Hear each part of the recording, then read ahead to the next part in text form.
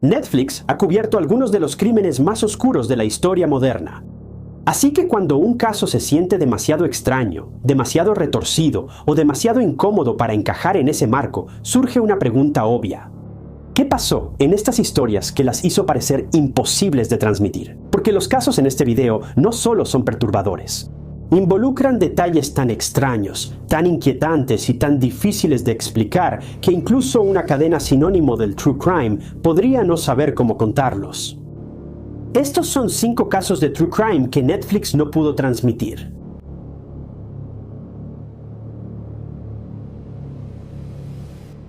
No encontrarán nada a menos que muevan el concreto. Esta frase volvió locos a los policías. Mientras pasaban horas y horas levantando el césped y removiendo tierra y huesos de animales, finalmente encontraron lo que tanto temían: restos humanos.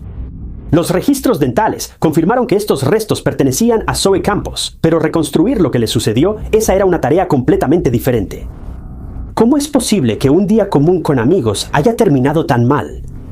Bueno, resulta que no puedes confiar en nadie, y mucho menos en tus amigos. Zoe Campos nació el 4 de septiembre de 1995 y era la menor de 3 hermanos. Su papá, Alejandro, era infante de marina, así que por esto la familia Campos viajaba mucho. Justo después de que Zoe nació, la familia se mudaba de un lugar a otro, desde Honolulu, Hawái, hasta Brown Rock, Texas, e incluso San Diego, California. Poco después, la familia Campos llegó a Lubbock, Texas, que se convirtió en su hogar permanente. Y fue también en ese momento cuando, lamentablemente, los padres de Zoe tomaron caminos separados. Y Zoe tuvo que lidiar con todas las emociones y el trauma que vienen con un cambio familiar tan grande como este. Zoe, incluso siendo una niña, tenía un gran corazón y solo quería ayudar a todos los animales que encontraba. Por eso solía llevar animales callejeros a casa e insistía en que su familia los ayudara a recuperarse y les diera un hogar. Esto parece haber sido un tema recurrente para ella, y su mamá recuerda varias ocasiones en las que Zoe simplemente llegaba con un nuevo animal para cuidar. Zoe, para cuando cumplió 18 años, era sumamente responsable, no se metía en problemas, no era una chica fiestera y estaba en camino de lograr grandes cosas. Tenía varios sueños que estaba contemplando hacer realidad. Obviamente, quería ayudar a los animales, pero también tenía un interés bastante serio en el mundo automotriz y estaba considerando ser algo así como mecánica. Pero una noche de noviembre de 2013 acabaría con todos estos sueños en un abrir y cerrar de ojos. Porque después de una salida con amigos, Zoe nunca volvería a casa.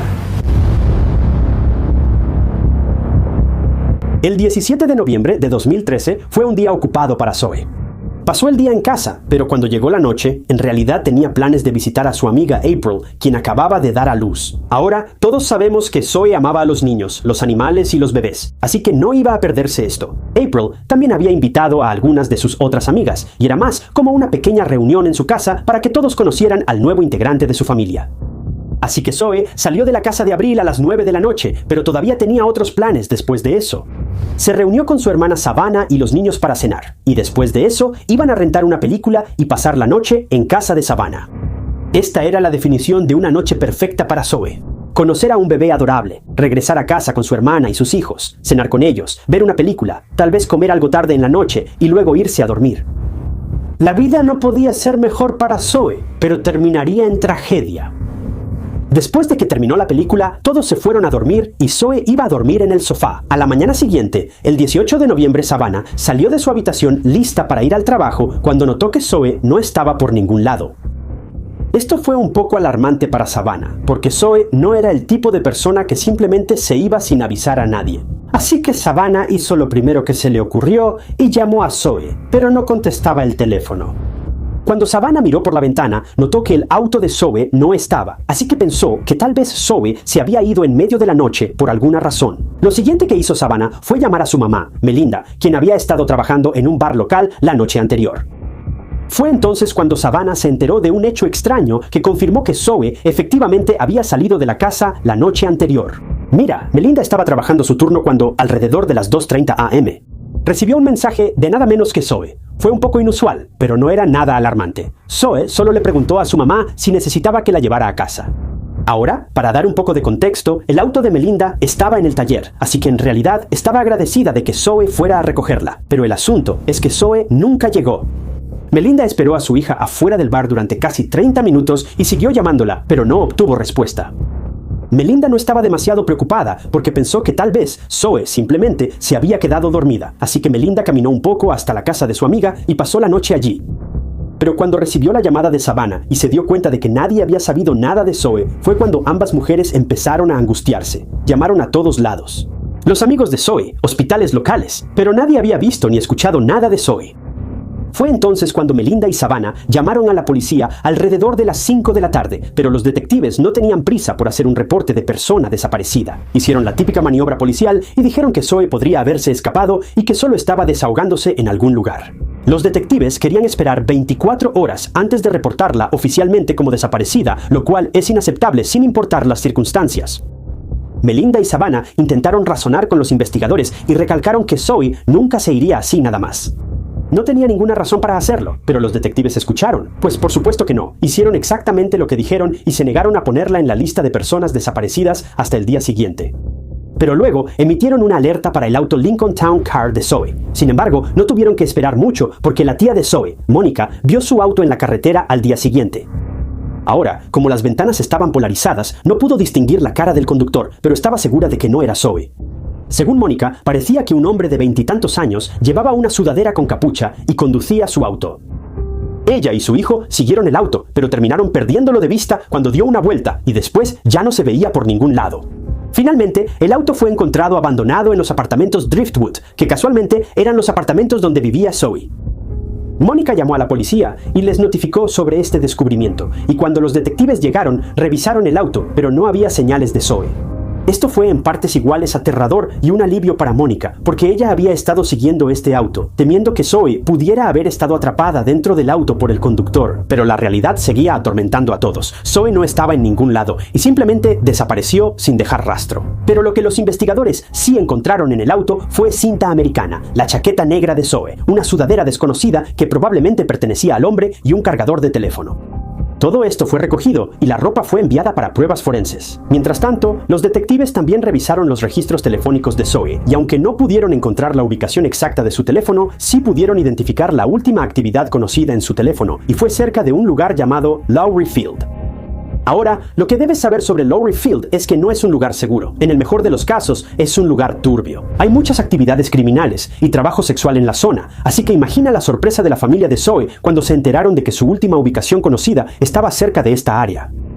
Ahora, considerando que Zoe era de lo más correcta, definitivamente no estaba involucrada en trabajo sexual ni en ningún otro tipo de crimen. Entonces, ¿por qué estaría ella aquí, de todos los lugares posibles? ¿La secuestraron? ¿Alguien la atrajo hasta ahí? ¿Y acaso seguía viva? Mientras la policía intentaba averiguar qué sucedía, querían hablar con todas las personas en la vida de Zoe. La primera persona de interés fue el exnovio de Zoe, Joe. Él y Zoe salieron durante mucho tiempo antes de terminar la relación de mutuo acuerdo. No había resentimientos entre ellos y Joe estaba realmente preocupado por Zoe y por dónde podría estar. Y además, Joe tenía una coartada irrefutable la noche en que Zoe desapareció. La siguiente persona era otro joven llamado Jacob. Zoe también había salido con él por un tiempo antes de descubrir que le fue infiel, lo que hizo que terminaran. Aunque Jacob y Zoe estuvieron en contacto en los días previos a su desaparición, él también tenía una coartada bastante sólida para esa noche. Y aunque él era el típico chico malo que siempre se metía en problemas, no había pruebas que pudieran convencer a los detectives de que Jacob tuviera algo que ver con la desaparición de Zoe. La siguiente persona en la mira era un chico llamado Ben. Curiosamente, Ben era alguien con quien Melinda salió. Entonces, ¿por qué la policía lo estaba interrogando? Bueno, según los registros telefónicos de Zoe, mostraban que Zoe hizo una llamada nada menos que a Ben la noche en que desapareció. ¿Pero por qué? Los investigadores lo llamaron para interrogarlo y hacerle una prueba de polígrafo, pero una vez más llegaron a un callejón sin salida porque Ben también tenía una coartada sólida y tampoco parecía sospechoso ni evasivo durante la investigación. De hecho, él estaba tan preocupado como todos los demás, así que los detectives volvieron al punto de partida. Pero había una cosa más que tenían que investigar, y era la reunión de April, a la que Zoe asistió. Querían hablar con todos y cada uno de los que estuvieron en la fiesta. Tal vez había alguien que vio a Zoe con otra persona. Quizá podrían dar más detalles sobre cómo se comportaba Zoe antes de desaparecer. Si estaba asustada, si era la de siempre, todas las preguntas básicas. Así que fue cuando interrogaron a todos los de la fiesta, y uno de ellos era Carlos Rodríguez. Inicialmente fue interrogado por la policía el 25 de noviembre y dio su versión de los hechos. Carlos era amigo de un amigo, que básicamente conocía a Zoe a través de un amigo en común, y realmente no se conocían muy bien personalmente, pero definitivamente eran amigos. Carlos también dijo que él y Zoe se fueron más o menos al mismo tiempo, y que no sabía qué pasó a partir de ese momento. Ahora, podrías pensar que esto era otro callejón sin salida y que los detectives solo estaban perdiendo el tiempo buscando en la dirección equivocada. Carlos realmente no conocía a Zoe, así que no podía saber qué le pasó, ¿verdad? Bueno, había algo sobre Carlos y su historia que no le cuadraba a la policía. No podían hacer nada al respecto porque no tenían pruebas, pero decidieron vigilar a este tipo por si acaso. 2 semanas después, el 9 de diciembre, Carlos fue llamado de nuevo a la estación de policía para otra entrevista. Y esta vez, en una declaración jurada, la historia de Carlos cambió por completo. Carlos admitió que lo que dijo el 25 de noviembre fue una completa mentira. Carlos sí llegó a contactar a Zoe después, pero no de la manera que piensas. Se agregaron en Facebook y luego chatearon ahí. Carlos invitó a Zoe a su casa donde fumaban sustancias ilegales. Ahora Carlos admitió que quería ser amigo de Zoe, o algo más, y que solo quería pasar un buen rato con ella. Dijo que Zoe sí fue esa noche, pero Carlos no tenía ninguna sustancia ilegal con él, así que Zoe se fue a conseguir algunas para ellos, pero nunca regresó. Ahora, esto fue extraño. Primero que nada, y sé que parezco disco rayado, pero Zoe no se metía con sustancias ilegales, así que ¿cómo sabría dónde encontrarlas a esas horas de la noche? Segundo, aunque Carlos juró una y otra vez que no tenía nada que ver con la desaparición de Zoe, aunque técnicamente fue la última persona que estuvo con ella, esto era un comportamiento clásico de sospechoso, y los detectives lo sabían. Si eso no fuera lo suficientemente sospechoso, ¿puedes adivinar dónde estaba la casa de Carlos? Bueno, si dijiste Lowry Field, entonces estarías absolutamente en lo correcto.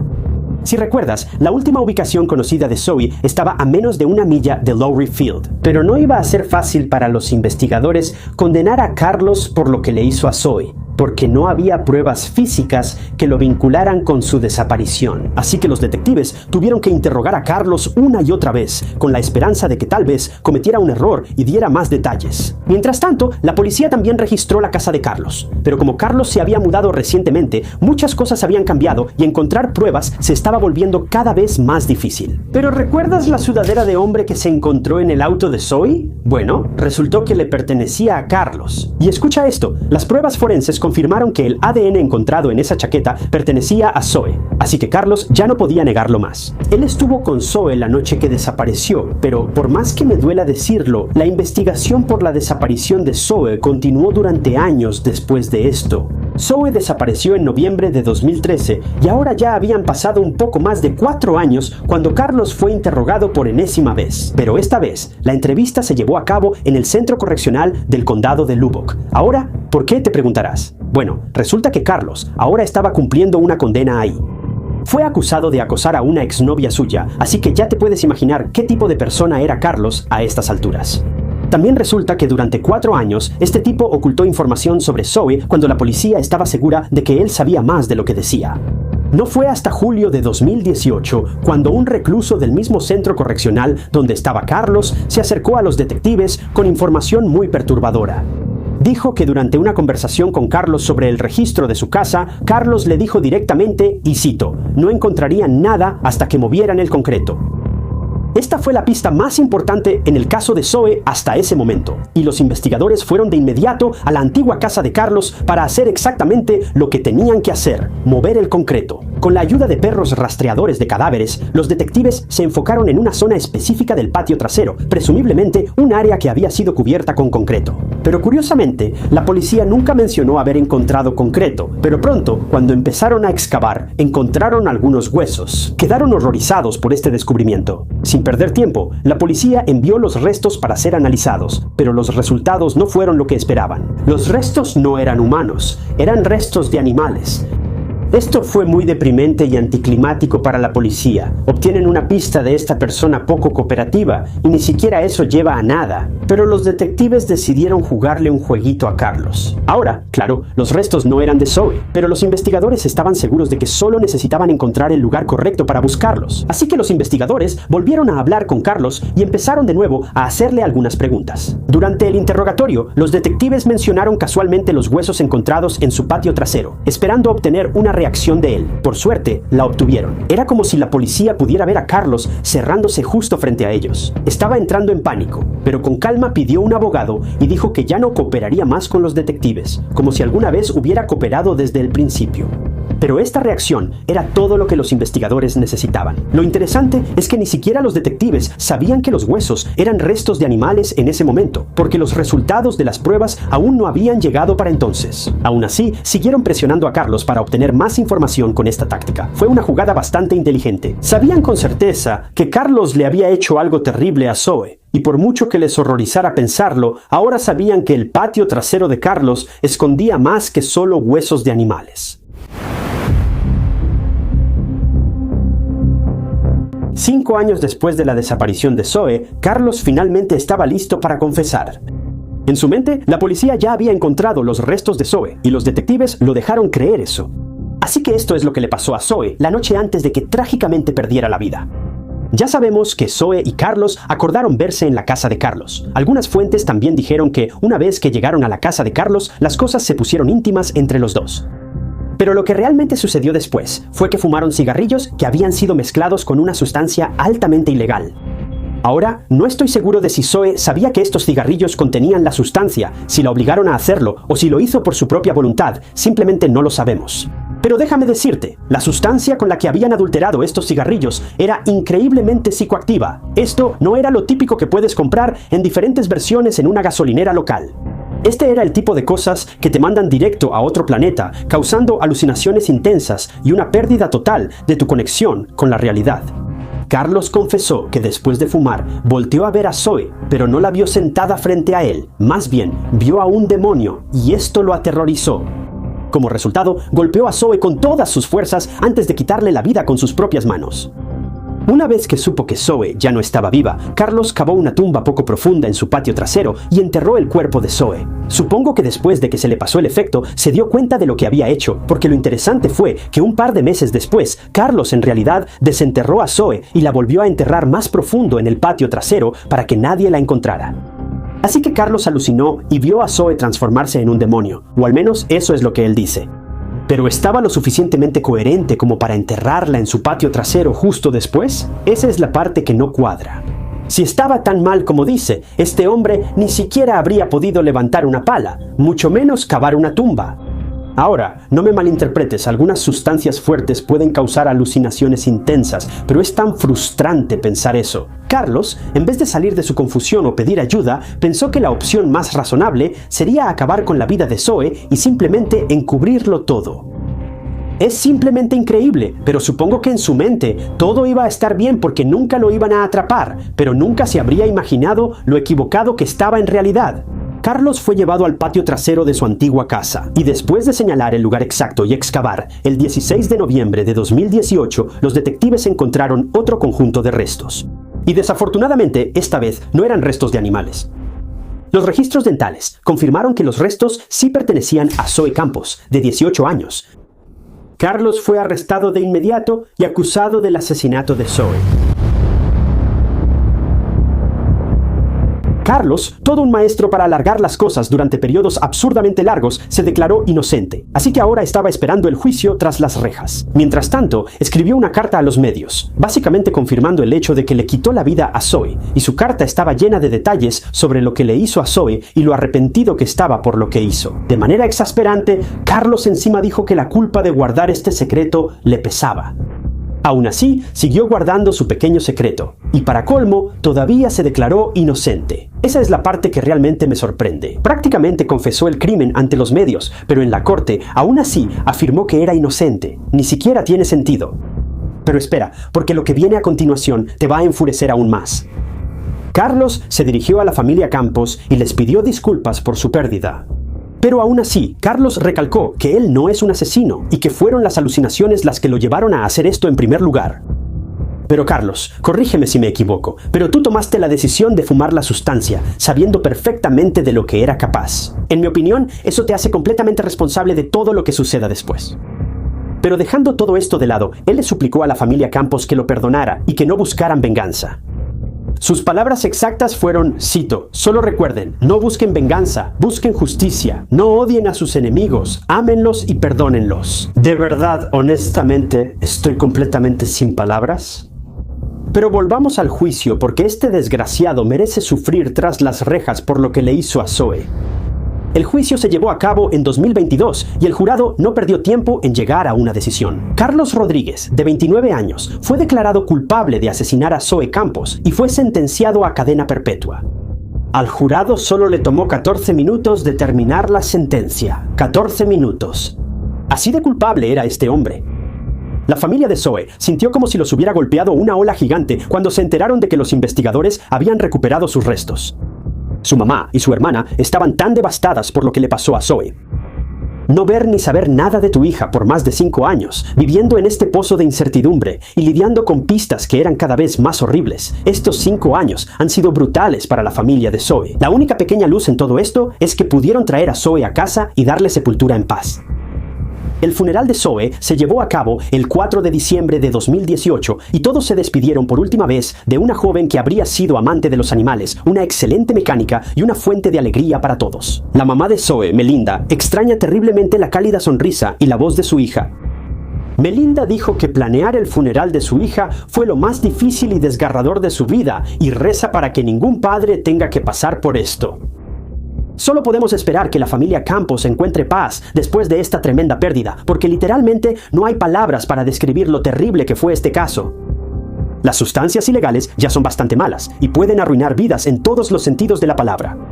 Incluso si Carlos inicialmente no tenía intenciones de hacerle daño a Zoe, es solo otro ejemplo claro de por qué las drogas son tan increíblemente catastróficas y cómo perderte en ellas solo te llevará al sufrimiento de una u otra manera.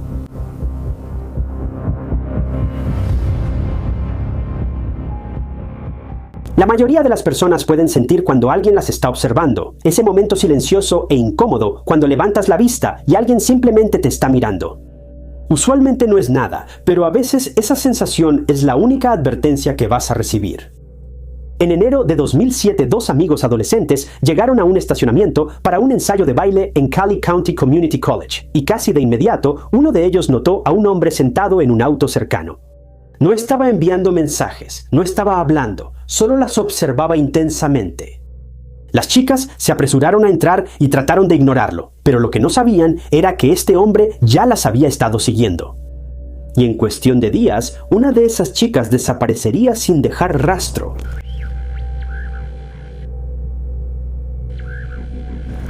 Jody Sanderholm nació en Arkansas City, Kansas, hija de Brian y Cindy. Era una de 3 hermanos, con un hermano y una hermana llamados Jason y Jennifer. Desde pequeña, Jody amaba la música y el baile, y rápidamente se convirtieron en una parte fundamental de su vida, algo que continuó durante la preparatoria y hasta la universidad. Y puede que ella hubiera esperado dedicarse profesionalmente a esto. Pero desafortunadamente, esa carrera universitaria se vio truncada. Mira, Jody también era súper inteligente. Asistió a la preparatoria de Arkansas City, donde fue una de las 4 estudiantes con mejor promedio de su generación. Fue miembro de la Sociedad Nacional de Honor, una académica destacada del estado de Kansas y también becaria de la Junta de Regentes de Kansas. Como le encantaba bailar y tenía un talento natural para ello, se unió al equipo de baile de la preparatoria de Arkansas City y permaneció como miembro durante toda la preparatoria. También fue capitana del equipo durante 2 años. Además, fue bailarina e instructora en Ark City Dance, así como en Universal Dance Association. Así que se podría decir que el baile corría por las venas de Jody. Ella lo encontraba relajante, y sus compañeras de equipo la recuerdan como una chica trabajadora que simplemente vivía la vida a su propio ritmo. También era muy amigable, y como capitana de baile era una líder nata, todas habilidades que planeaba aprovechar al máximo mientras estuviera en la universidad. Pero nunca tendría esa oportunidad.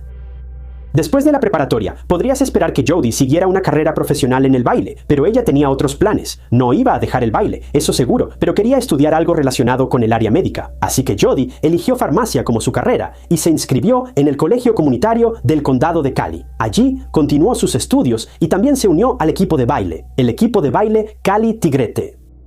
En ese momento, Jody simplemente vivía su vida, creciendo en un vecindario tranquilo, estudiando para un futuro en la medicina y continuando con lo que más amaba, el baile.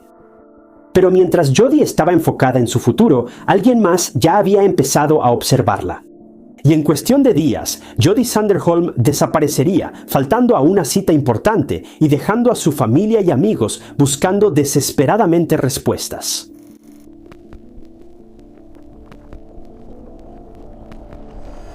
Era el 7 de enero de 2007 y parecía un día normal para Jody.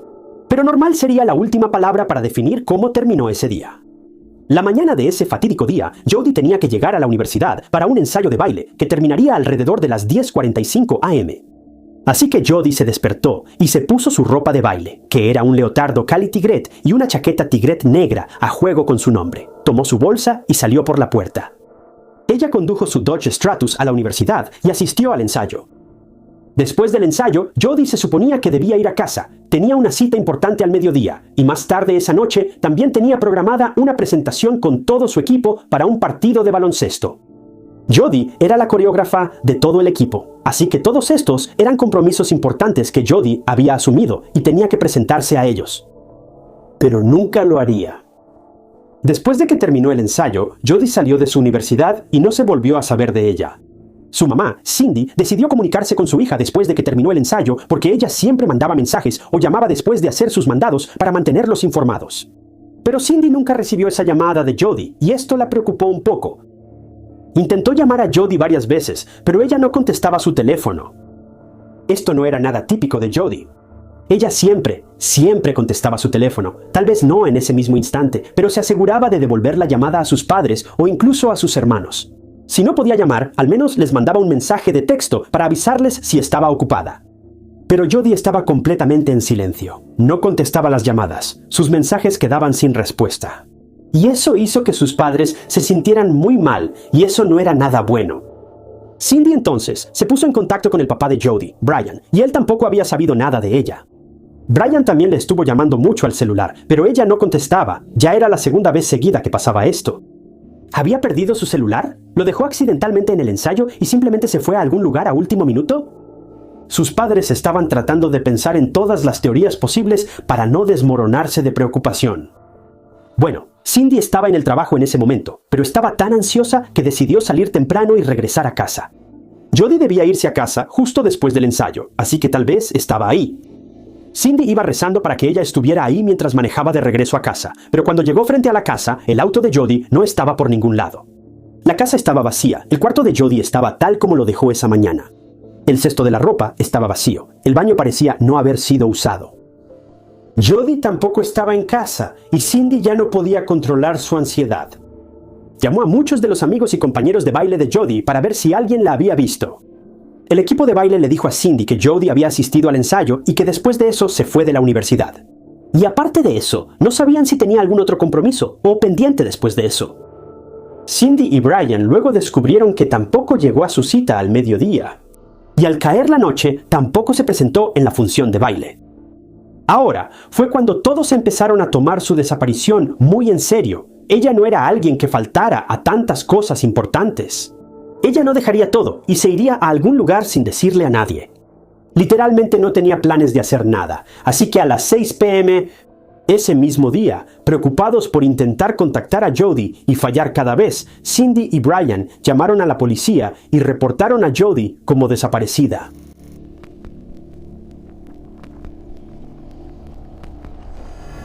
La policía, en lugar de darle a los padres de Jody el típico discurso de esperar 48 horas, comenzó a buscar a Jody de inmediato. Cindy y Brian ya le habían dicho a la policía que Jody no había llegado a 2 compromisos importantes y sabían que ella no se había escapado. La policía ayudó a sus padres a poner carteles de desaparecida de su hija mientras los oficiales se pusieron a trabajar para tratar de encontrar su auto.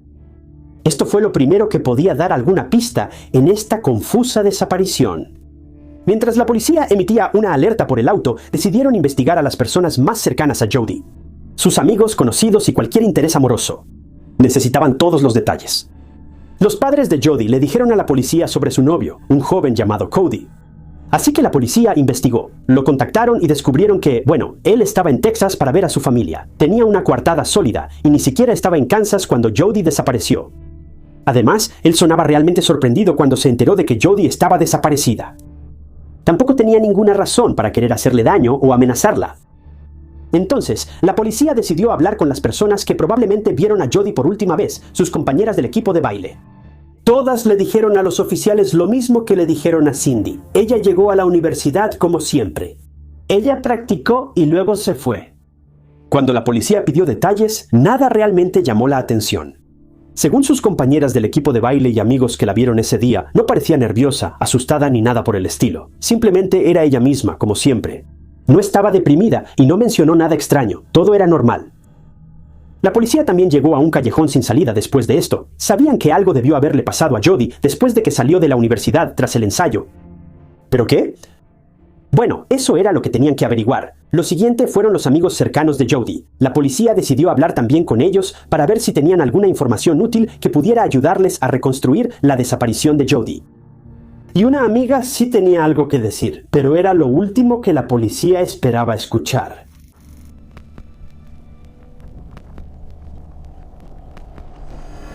Entonces, Laurie era la mejor amiga de Jodi, y cuando se acercó a la policía, se esforzó mucho en recordar cualquier detalle que sobresaliera antes de que Jodi desapareciera. Y entonces recordó algo. Fue un par de días antes de la desaparición de Jodi, y Laurie recordó que el 2 de enero, aproximadamente 5 días antes de la última vez que vieron a Jodi, Laurie salía del trabajo alrededor de las 10 p.m. cuando se subió a su auto y se dirigió a su casa.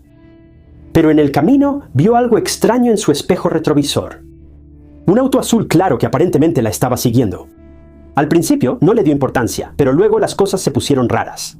Cada vuelta que daba Laurie, cada cruce que pasaba y a donde fuera, ese mismo auto azul claro seguía sus movimientos.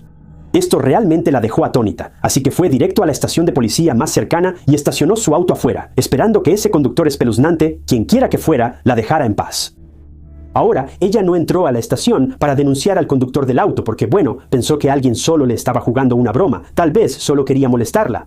Y además, ni siquiera vio al conductor, la placa, ni nada importante, salvo el color del auto. No sería de mucha ayuda, y probablemente la policía de todos modos solo la rechazaría.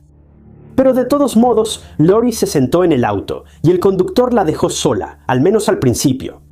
Cuando pensó que ya no había peligro, Laurie salió rápidamente del estacionamiento, solo para ser seguida de nuevo por ese mismo auto azul.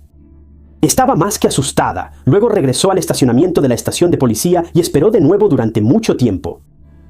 Después de lo que pareció una eternidad, Laurie se fue a casa de nuevo, y esta vez, por suerte, nadie la siguió.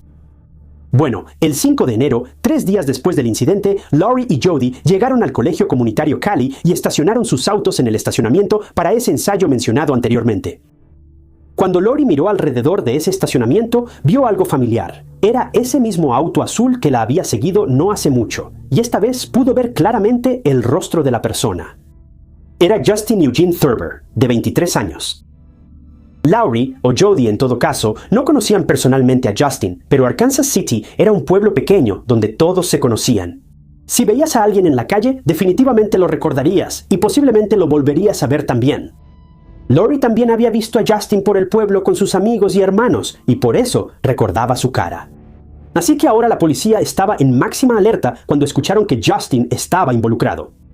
El caso finalmente estaba avanzando, y como la policía no tenía pistas activas en el caso de Jodi, decidieron investigar más a fondo a Justin. Claro, ni siquiera estaba siguiendo a Jodi, había estado acosando a Laurie todo este tiempo, pero aún así era algo.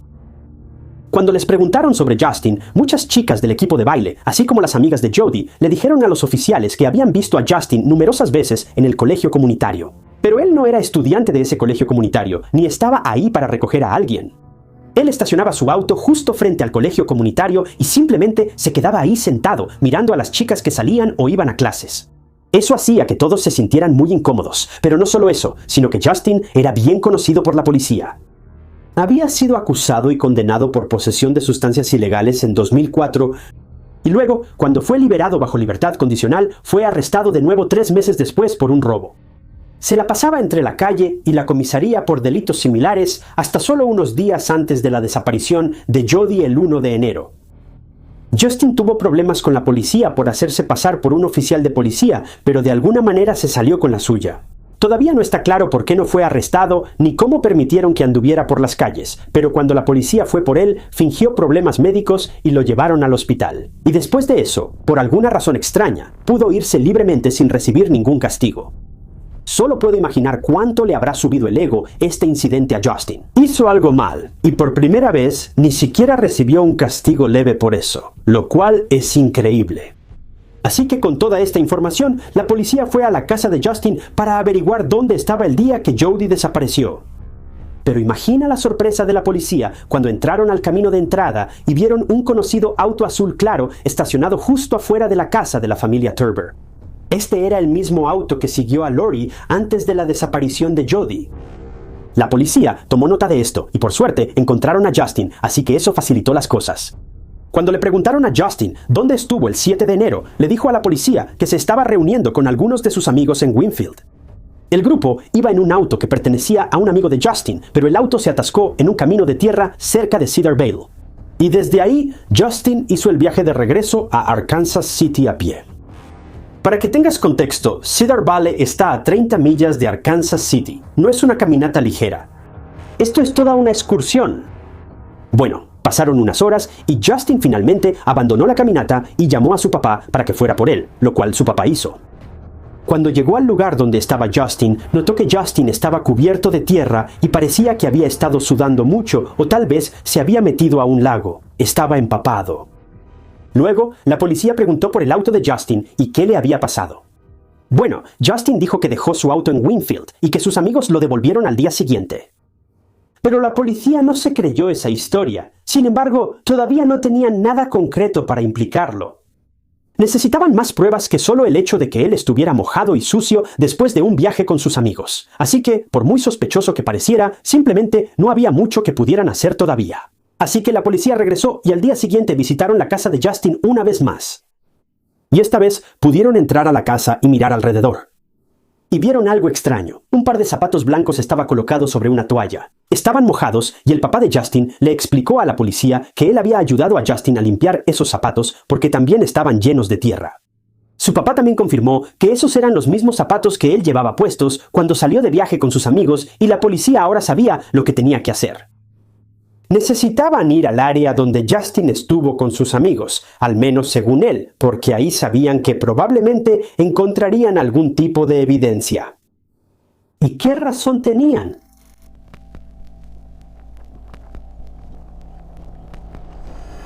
La policía redujo la búsqueda en toda la zona boscosa a un lugar remoto conocido como Área de Vida Silvestre Cole y Lago Estatal de Pesca Cowley. Si recuerdas, Justin parecía empapado, y este era el único cuerpo de agua que estaba cerca de este lago. Entonces, ¿esto podría guiar a la policía en la dirección correcta? Bueno, tenían que averiguarlo una vez que llegaran ahí. La policía buscó primero en el área silvestre, y efectivamente, en el camino de tierra mojada, encontraron un par de huellas de zapatos, y eran idénticas a los zapatos que el papá de Justin le había ayudado a lavar. Pero había más. También se encontraron huellas más pequeñas en el suelo, lo que indicaba que había dos personas en esta área en particular. Y por lo que se veía, parecían huellas de zapatos de una mujer. Luego, la policía fue al área del lago estatal de Pesca Cowley, y allí encontraron cosas aún más extrañas. Había huellas de llantas en el lodo, las mismas huellas de zapatos que las de Justin, y algunas pertenencias de Jody. Correo dirigido a la casa de Jody, zapatos de baile, shorts, una cartera con la licencia de conducir de Jody, así como la ropa de baile y la chaqueta de Jody. Todo estaba ahí, a la vista de todos. Esto no era una coincidencia. Habían encontrado las pertenencias de Jody en el lugar donde parecían estar las huellas de zapatos de Justin. Y era un lugar donde Justin estuvo en el momento de la desaparición de Jody. La policía sabía que esta era su oportunidad. Si tenían alguna esperanza de encontrar el auto de Jody, o incluso a la propia Jody, era aquí, en esta zona, que literalmente era el lugar perfecto para esconder cualquier cosa que no quisieras que la gente encontrara. Así que el 9 de enero se registró el lago estatal de Pesca Cowley. Y finalmente, el auto de Jody fue encontrado hundido en el fondo. La policía revisó el auto, pero no había señales de Jody adentro. Pero un equipo que buscaba en el área de vida silvestre de Cal encontró algo, y no era bueno. Debajo de un montón de ramitas, hojas y ramas, los equipos encontraron algo que parecía un maniquí. Pero como todos sabemos, nunca es un maniquí, era Jody Sanderal, de 19 años. También se hicieron pruebas de ADN en su auto, y aunque el agua había destruido y contaminado la mayor parte del interior del vehículo, la policía pudo localizar el ADN de Justin. Así que, sin lugar a dudas, lo que le había pasado tanto a Jody como a su auto claramente fue obra de Justin. La policía también revisó una grabación de una cámara de seguridad cerca del estacionamiento y vieron a Justin en su Cadillac azul claro, simplemente esperando. Luego, cuando Jodi salió y se fue en su auto, Justin la siguió. Lo más desgarrador es que Jodi había logrado llegar a casa, pero mientras estaba ocupada revisando el correo justo afuera de su casa, fue cuando Justin la obligó a entrar en su propio auto y luego se fue a toda velocidad. Y luego se cree que la llevó a esa zona boscosa y finalmente le quitó la vida después de una larga agonía. Y luego se deshizo de su cuerpo, se deshizo de todas sus cosas y metió su auto en el lago. Luego fue a la casa de Jodi para recoger su auto y se fue así de simple. Bueno, Justin fue arrestado inicialmente por un cargo no relacionado, pero luego también se le imputó el cargo de asesinato de Jodi y su fianza se fijó en $1 millón. Su juicio se llevó a cabo algún tiempo después y en el juicio muchas de sus exnovias en realidad testificaron en su contra. Y según estas mujeres, Justin era muy abusivo y agresivo con todas sus parejas anteriores. También resulta que Justin había espiado a Jodi desde que ella era una niña. Según su exnovia reciente, Justin sabía quién era Jodi porque se escondía en las sombras y la espiaba cuando eran literalmente niños. Este hombre había sido un acosador desde la infancia. Si eso no te revuelve el estómago, no sé qué lo hará. El ataque a Jodi no fue algo al azar. Él la espiaba intencionalmente y luego decidió llevar las cosas más lejos por alguna razón enferma y retorcida. Bueno, el abogado de Justin intentó presentarlo como una persona mentalmente inestable y que no se daba cuenta de lo que hacía, pero este argumento fue rápidamente descartado porque ¿estaba inestable? Bueno, claramente, pero ¿sabía lo que estaba haciendo? Absolutamente. Justin tenía un coeficiente intelectual decente, fue a una preparatoria normal e incluso asistió a la universidad. No estaba mentalmente incapacitado de ninguna manera. Y de hecho, yo diría que él sabía cómo borrar sus huellas bastante bien. Sabía exactamente cómo deshacerse del auto y las pertenencias de Jodi, y sabía el mejor lugar para llevar a cabo ese tipo de ataque. Sabía cómo inventar una historia frente a la policía, y eso no es algo que una persona mentalmente incapacitada simplemente haría. Bueno, en febrero de 2009, Justin fue declarado culpable, pero su sentencia fue una completa sorpresa para todos en la corte ese día.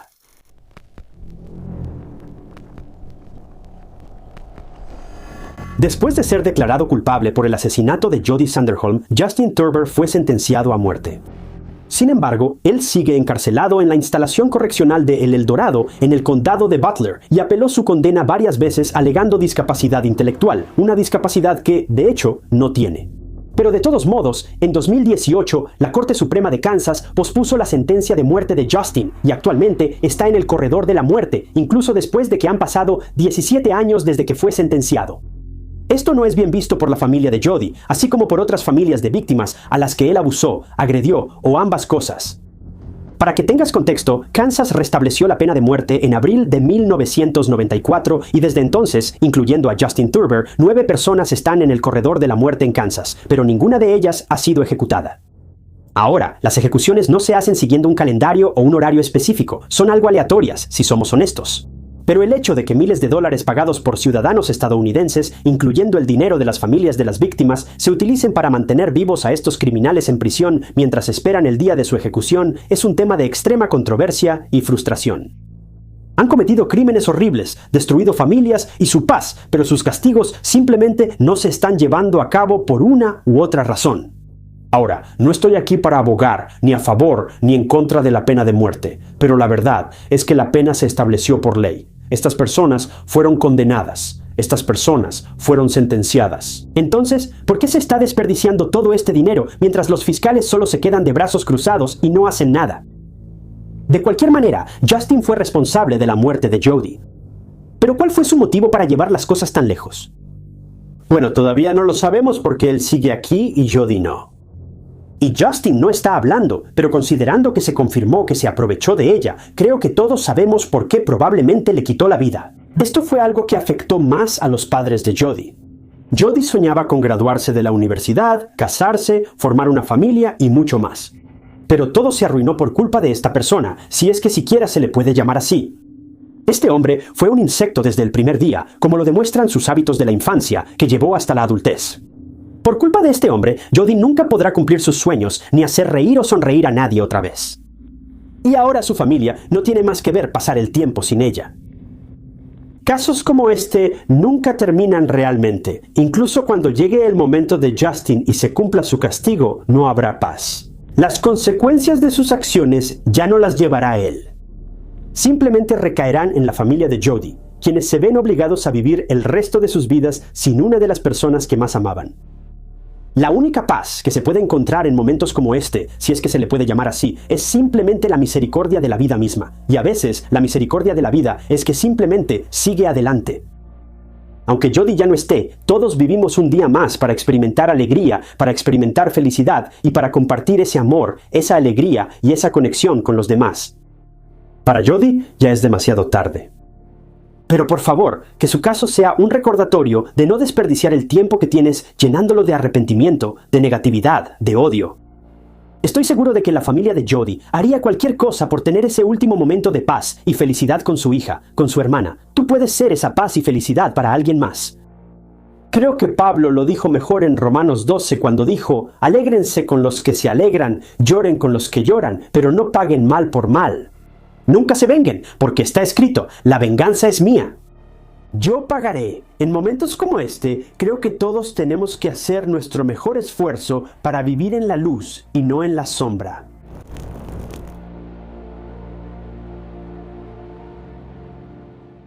No esperas que el peligro simplemente llegue a tu puerta en medio de la tarde. Pero el 19 de mayo de 2006, eso fue exactamente lo que pasó. Una mujer de 26 años estaba sola en casa cuando alguien en quien solía confiar llegó sin que lo invitaran. Y minutos después dejó de contestar su teléfono.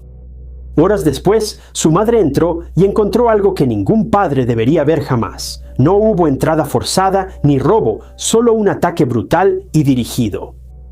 Y el hombre responsable lo había estado planeando durante años.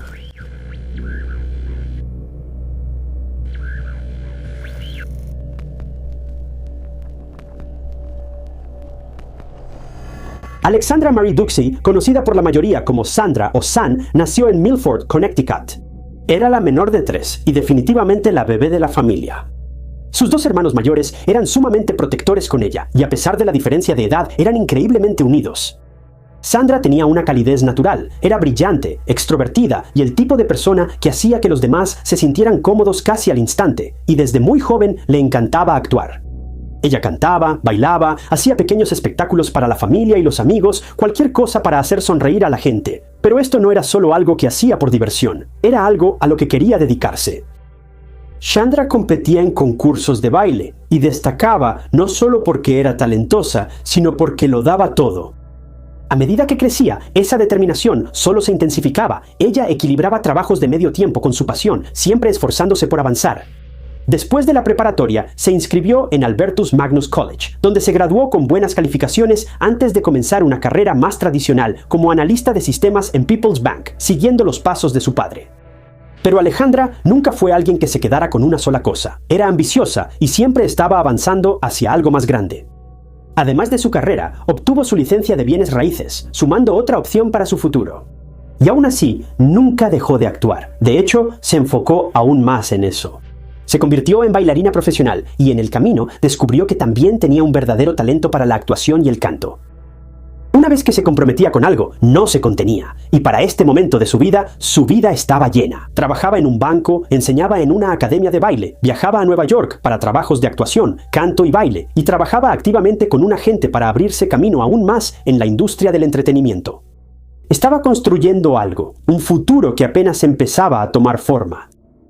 Pero lo que la gente más recordaba de Sandra no era solo lo dedicada que era.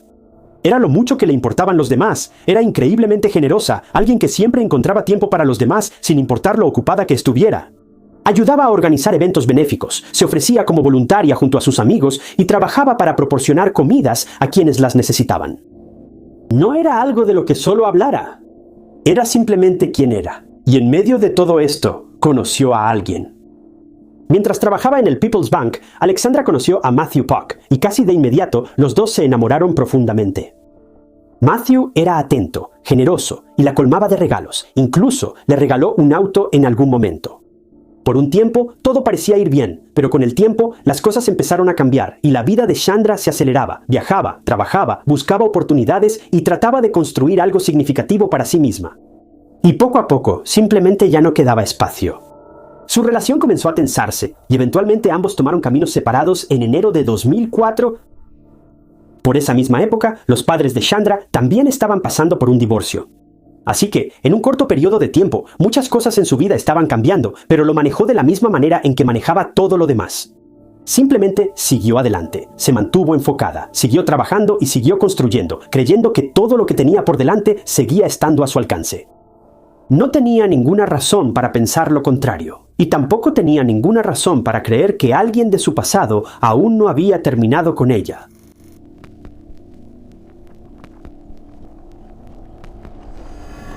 Dos años después de su ruptura con Matthew, el 19 de mayo de 2006, Alexandra y una de sus amigas tenían un día ocupado por delante. Las dos decidieron ponerse al día en el gimnasio mientras hacían ejercicio, y esto fue alrededor de las 10 de la mañana. Las mujeres hicieron ejercicio durante una hora más o menos, y la amiga de Alexandra se fue, pero Alexandra se quedó un poco más en el gimnasio. El plan era ir a hacer ejercicio, regresar a casa, tomar una ducha y luego ir al trabajo, porque tenía cosas importantes y diligencias que hacer por la noche. Bueno, cuando dieron las 4 de la tarde, la amiga de Alexandra decidió llamarla, pero se sorprendió cuando no contestó.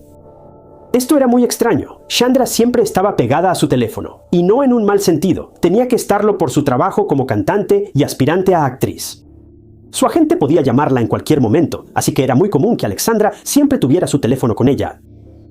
Luego, 30 minutos después, su mamá, Linda, llegó a la casa de su hija, y de inmediato se puso en alerta.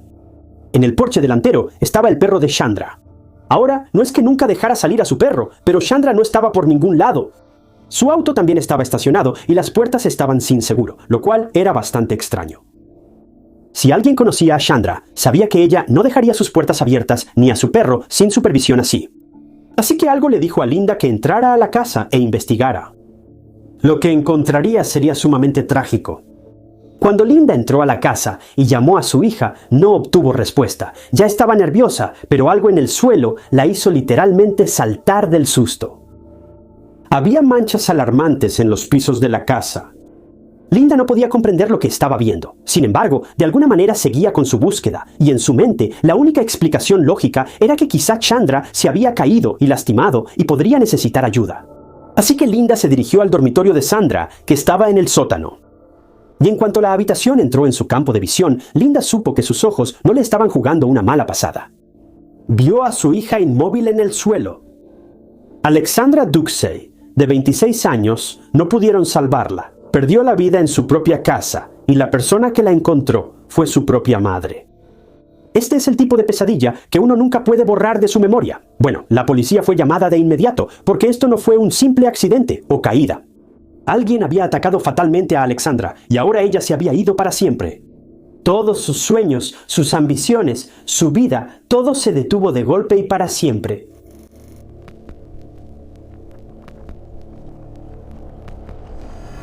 Cuando la policía llegó a la escena del crimen, estaban igual de sorprendidos. Fue un ataque dirigido. Desde el principio, las autoridades supieron que el atacante tenía que ser alguien que sentía una rabia y un enojo en estado puro hacia Alexandra. La policía logró recuperar una de las armas homicidas. Y me escuchaste bien, recuperaron una de las armas homicidas. Se usaron varias cosas para llevar a Alexandra a su trágico destino. Se cree que una de las armas era un trofeo que Alexandra había ganado. Y en ese momento faltaba. Es escalofriante que el mismo trofeo con el que Alejandra posó en fotos y que ganó por su pasión y talento fuera lo mismo, o al menos una de las cosas que se usó para acabar con su vida. La policía revisó el resto de la casa, incluido el baño, y encontraron evidencia de una limpieza. El atacante había intentado deshacerse de la evidencia, pero obviamente tenía prisa y se fue. Pero hablando de irse, también revisaron la puerta principal y no mostraba señales de haber sido forzada. La casa parecía un desastre. Por ejemplo, la ropa de Alejandra estaba tirada por todo el piso, pero nunca se llevaron nada de valor, así que el robo fue descartado desde el principio. Definitivamente, el atacante era alguien a quien Alejandra dejó entrar o que sabía cómo acceder sin ser descubierto. Pero luego, un equipo forense realizó algunas pruebas en su cuerpo. No encontraron nada incriminatorio, excepto un mechón de cabello que no era lo suficientemente largo para ser de Alejandra. Pero fuera de eso, no había nada que pudiera guiar a la policía en la dirección correcta. Bueno, la policía necesitaba respuestas, así que empezaron con las personas más cercanas a Alejandra, incluyendo a sus amigos y familiares. Y la primera persona con la que hablaron fue nada menos que la mejor amiga de Alejandra, Nicole, la misma mujer que se reunió con Alejandra justo antes de que desapareciera.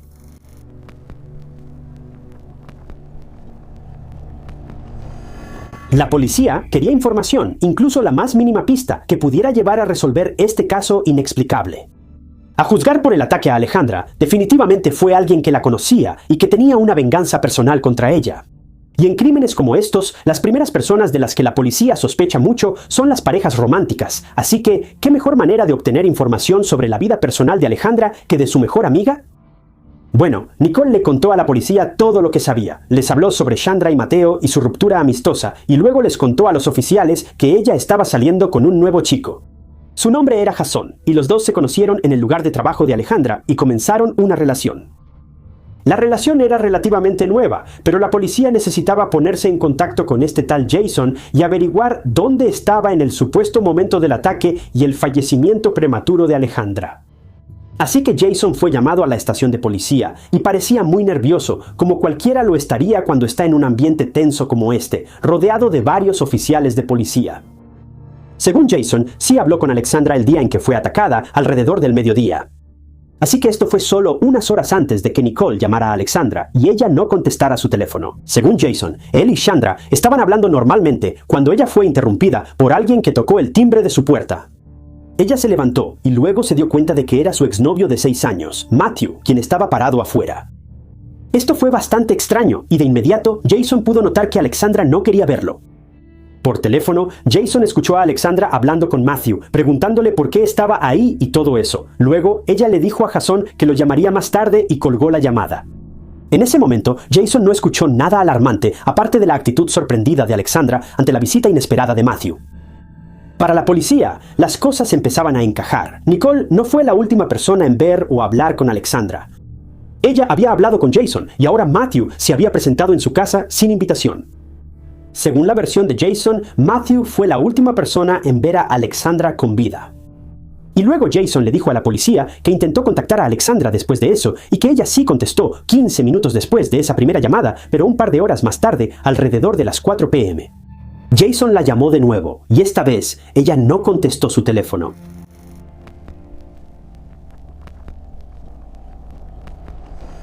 La conversación con Jason abrió otra posible pista en su caso, y ahora la policía estaba segura de dos cosas.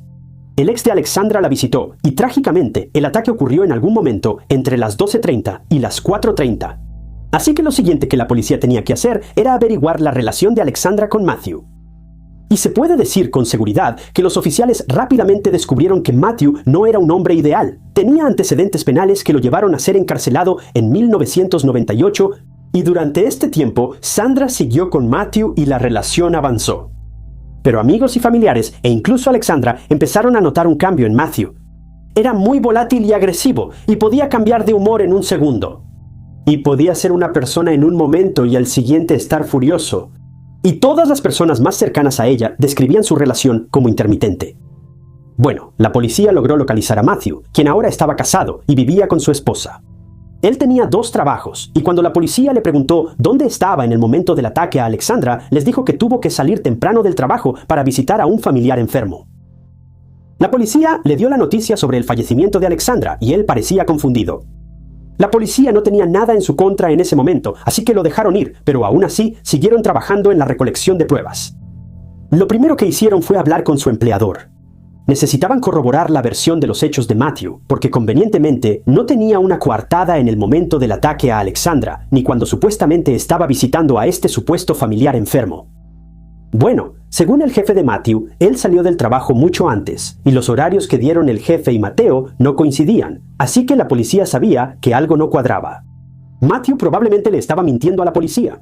Además de eso, la mamá de Alexandra nunca le cayó bien el tipo. Siempre le preocupaba que su hija estuviera involucrada con un criminal condenado y simplemente no lo aprobaba. Todas las mentiras descaradas de Matthew llevaron a que la policía obtuviera una orden de cateo para su casa. Y ahí no descubrieron nada excepto una cosa: era un rollo de cinta plateada. Ahora, no sé si ya mencioné esto o no, pero en el cuerpo y la cara de Alexandra se encontraron fragmentos de cinta plateada. Y he aquí que la cinta coincidía con la que se encontró en la casa de Matthew. Pero, sorprendentemente, esto no fue suficiente para que la policía lo arrestara. Luego recurrieron a pruebas de ADN y lograron encontrar ADN masculino no identificado en la casa de Alexandra, pero la muestra no era suficiente para obtener un perfil completo, ni siquiera una coincidencia. Así que en este punto, la policía se estaba topando con un callejón sin salida tras otro. Ahora bien, claro, no confiaban en Matthew Puck ni en las palabras que salían de su boca, pero necesitaban pruebas concretas o algo como una confesión para realmente cerrar el caso. Así que la policía habló con los familiares de Matthew Puck y su hermano reveló algo muy perturbador. No solo era Matthew Puck un novio muy volátil, sino que también estaba muy enojado con Alexandra cuando ella terminó con él mientras aún estaba en prisión. ¿Recuerdas el auto que Matthew Puck le regaló a Alexandra? Bueno, después de esa ruptura, ella no devolvió ninguno de los regalos que él le dio durante la relación. Y esto realmente le molestó mucho a Matthew Puck. Ahora, personalmente, tengo dos observaciones sobre esto. Primero, ¿por qué dar regalos tan caros si esperas que te los devuelvan o esperas algo a cambio? Y segundo, ¿puedes devolverle los regalos a un ex después de una ruptura? ¿Por qué no? Pero hay una manera de hacerlo. Puedes pedirles que te regresen todo. Puedes hacer 1.000.000 de cosas, en lugar de quedarte sumido en una ira incontrolada, lo cual ya es una tragedia anunciada para una persona crónicamente enojada como Matthew Puck. Así que, cuando la policía se enteró de esto, combinado con el hecho de que Alexandra ya había seguido adelante y encontrado a alguien nuevo, esto ahora le daba un motivo a Matthew Puck. El hermano de Matthew Puck también se presentó después de una pelea con su hermano, y fue entonces cuando le dio a la policía información escalofriante. Mira, como ya sabes, Matthew Puck no era ajeno a los crímenes, ni a hacer cosas turbias, pero también arrastraba a las personas de su vida con él. Y esta vez fue su hermano. Matthew Puck y su hermano estaban involucrados en el tráfico de sustancias ilegales y los crímenes asociados. Y en poco tiempo, los dos fueron arrestados y enviados a la cárcel, y así terminó todo. Cuando salieron en libertad en 2005 y 2006, Matthew Puck se lanzó de lleno de nuevo a ese mundo del crimen. Y esta vez, él traicionó a su hermano tendiéndole una trampa poco después de que ambos salieran de prisión. Ahora, no sabemos exactamente qué pasó, pero debió de ser algo realmente grave porque provocó una ruptura muy seria entre los dos hermanos, ya que Matthew Puck prácticamente había destruido la vida de su hermano en ese momento. Así que ahora, el hermano de Matthew Puck decidió vengarse de él y contarle todo a la policía. Y esto tenía que ver con Alexandra, con la obsesión descontrolada de Matthew Puck por ella después de su ruptura. Matthew Puck, aparentemente, estaba vigilando a Alexandra después de la ruptura y expresó su deseo de lastimarla gravemente. Necesito recordarte que Matthew tenía estos pensamientos tan oscuros sobre una mujer con la que salió durante 6 años completos. Eso es suficiente tiempo para formar una vida bastante sólida juntos. Estos dos estaban profundamente comprometidos, y de repente él simplemente se vuelve en su contra, así, de la nada. Bueno, las cosas escalaron muy rápido, y Mateo empezó a planear hacerle daño a Alejandra. Según el propio hermano de Mateo, él quería que el ataque a Alejandra pareciera un accidente, o tal vez algo al azar. Pero luego descubrió algo sobre el nuevo novio de Alejandra. Y esto fue lo que realmente despertó algo dentro de él. Se volvió aún más agresivo y violento en su planificación. Y ahora pasó de querer que el ataque a Alejandra pareciera un accidente a llevarlo a un nivel de intensidad aún mayor. La policía no se tragó exactamente esta historia porque estaban cuestionando la credibilidad del hermano de Mateo. Pero luego dieron con la pista clave, lo que puso a Mateo en las cercanías de la casa de Alejandra durante el periodo en que se cree que fue atacada. Mira, la policía ya había revisado los datos de las torres de telefonía celular y al principio no encontraron nada incriminatorio. Pero cuando revisaron de nuevo, descubrieron que Mateo estaba en el área de Milford antes del mediodía. Los datos de las torres de telefonía celular mostraron que se fue del área por un rato, pero luego regresó después del mediodía y su teléfono celular se conectó a la misma torre por más de 1 hora. Esto corroboró la versión de los hechos de Jason. Luego, la policía también habló con los vecinos, y ellos también recordaron haber visto a un hombre frente a la casa de Alejandra con un auto que coincidía perfectamente con el de Mateo. Ahora, sé que esto puede parecer que todo empezó a suceder bastante rápido, pero todas estas pruebas se habían ido acumulando poco a poco, y finalmente, reunir suficiente evidencia para condenar a Mateo tomó 6 años completos. No fue hasta agosto de 2012 que Mateo finalmente fue arrestado por asesinar a su exnovia, Alejandra Duxe. Y como recordatorio, Alejandra perdió la vida allá por 2006. Ni siquiera puedo imaginar lo agotadores, largos y dolorosos que debieron ser estos 6 años para sus seres queridos, especialmente para su mamá, quien desde el principio no le agradaba a Mateo y siempre tuvo el presentimiento de que algo andaba mal. La intuición y el presentimiento de una madre casi nunca se equivocan, y en este caso lo demuestra. Bueno, al final, atrapar a Mateo fue fácil, y la policía no tuvo que buscar demasiado. Y eso es porque ya estaba en prisión, y te vas a sorprender, o tal vez no, cuando escuches por qué estaba en prisión. Estaba cumpliendo condena por atacar a una mujer en 2008 con un arma de fuego después de intentar robarle su bolso.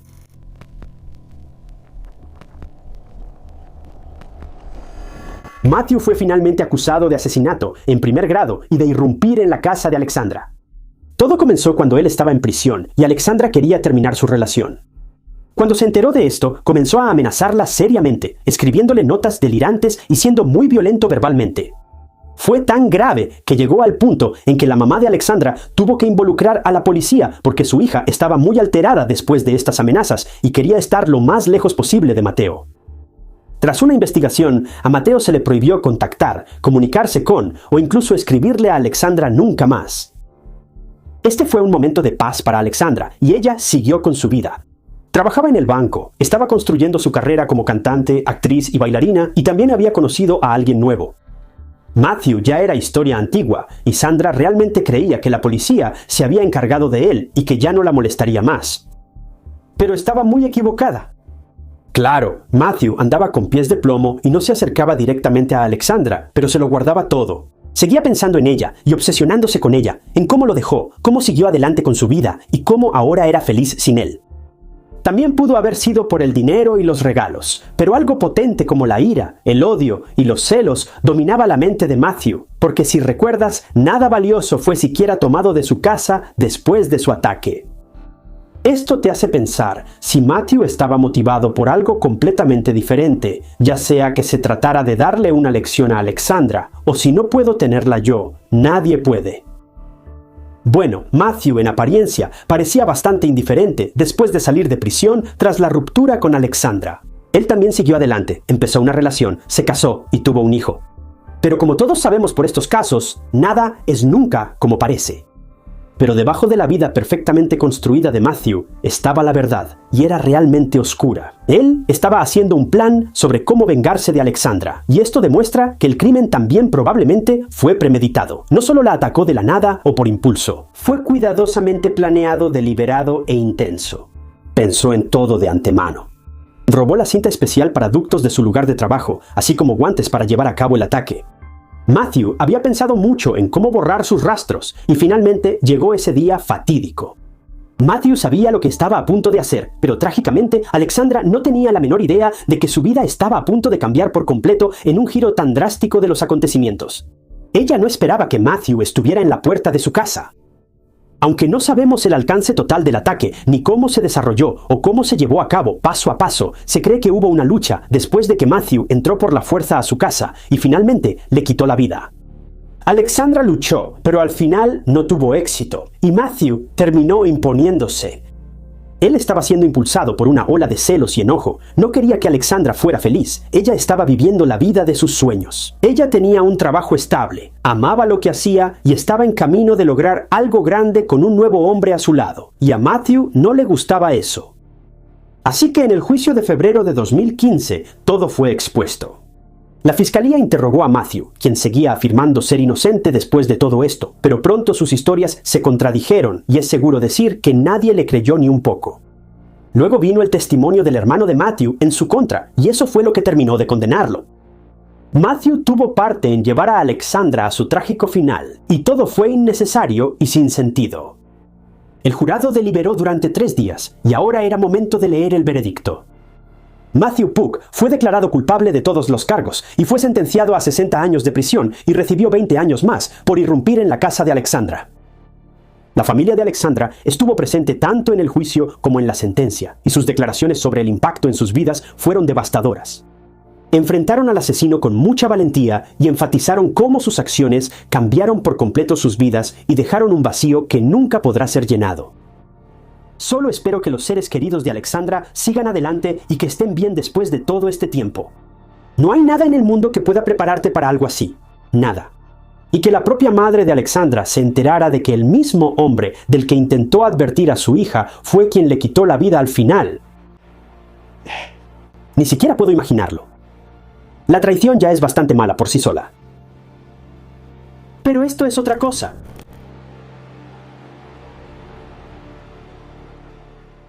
Un Hyundai Kicks 35 gris es declarado escena del crimen, junto con una casa que también funciona como basurero. Pero hay algo raro en este auto. Para empezar, la placa está mal, la cambiaron. Cuando los detectives revisaron el auto más de cerca, encontraron que el logo de Hyundai también había sido cambiado por uno de Toyota, hecho de papel. La policía estaba buscando a una persona desaparecida, Phoebe Bishop, de 17 años, y este auto extraño era su única pista. Phoebe iba de salida de la ciudad, rumbo al aeropuerto para tomar un vuelo. Pero Phoebe nunca llegaría al aeropuerto y no abordaría su vuelo. Y ahora había comenzado la búsqueda de esta mujer desaparecida. Phoebe Bishop, mejor conocida como Phi por su mamá, Kylie Johnson, nació en Queensland, Australia. Phoebe era una joven vivaz, carismática y atrevida, como dice su mamá, Kylie, y de alguna manera seguía su propio ritmo en la vida. A Phoebe le encantaban los autos y viajar, y según su novio, Levi, de 18 años, le gustaba mucho la fotografía, tanto que Levi le había comprado una cámara digital y se la iba a dar la próxima vez que se vieran. Ahora, Phoebe tenía una historia complicada con su familia. Aunque realmente no conocemos los detalles, en el momento de este caso, ella no vivía con sus padres. Se informa que realmente no tuvo una infancia estable y que ella y su hermana, Kaylee, trabajaban como limpiadoras en el Esquema Nacional de Seguro por Discapacidad, o el NDIS. Ahora, no está confirmado si Phoebe tenía una discapacidad o no, pero uno de los requisitos para trabajar en el NDIS es que la persona debe tener una discapacidad causada por una deficiencia permanente. Pero al final, eso no viene al caso. Según la hermana de Phoebe, Kaylee, las hermanas solo estaban buscando lugares para vivir juntas. Pero finalmente, Phoebe se mudó sola de la casa familiar y terminó viviendo con dos compañeros de casa, un hombre llamado James Wood y una mujer llamada Tanika Bromley, en una casa en Geneseo. Ahora, quiero enfatizar que Phoebe no conocía personalmente a Tanika y James. De hecho, fue la mamá de Phoebe quien anteriormente trabajó con Tanika. Así que Phoebe y sus dos compañeros de casa, que para ella eran más bien simples conocidos o incluso extraños, ahora vivían en una casa en Geneseo. Y aunque Phoebe se había mudado de la casa familiar, todavía mantenía contacto con su mamá y sus hermanos todo el tiempo. A pesar de vivir con un par de personas que apenas conocía, Phoebe sacó lo mejor de la situación y en general no parecía estar molesta por el arreglo. Pero ese sentimiento cambiaría rápidamente, porque un día, en mayo de 2025, completamente de la nada, Phoebe desapareció y nunca más se le volvió a ver. Antes de su desaparición, Phoebe en realidad tenía planes de encontrarse con su novio, Levi, en Australia Occidental. A Phoebe le gustaba viajar y quería explorar más lugares fuera del pueblo rural de Gingen. Phoebe incluso dijo en varias publicaciones en redes sociales que Gingen era un lugar triste y que ella no pertenecía ahí. Así que hizo sus maletas para sus vuelos de Bundaberg a Brisbane y luego a Australia Occidental. Phoebe fue vista por última vez la mañana del 15 de mayo de 2025 alrededor de las 8:30 am. Las cámaras de seguridad captaron a Phoebe cargando su equipaje en Airport Drive en Bundaberg. Llevaba una camiseta de tirantes verde y pantalones deportivos grises. Pensarías que, si estaba tan cerca del aeropuerto, habría llegado. Pero cuando la policía de Queensland revisó los registros de vuelo, Phoebe no se había registrado para su vuelo a Australia Occidental y no la habían visto desde entonces. Phoebe, de 17 años, fue reportada como desaparecida el 18 de mayo después de que no contestara su teléfono ni respondiera a los mensajes de texto de su familia. Los detectives, de inmediato, iniciaron una investigación por persona desaparecida y decidieron analizar los detalles porque, bueno, nada tenía sentido. Todo esto fue tan repentino y era un lugar relativamente seguro, considerando todo. Así que toda esta situación era simplemente extraña.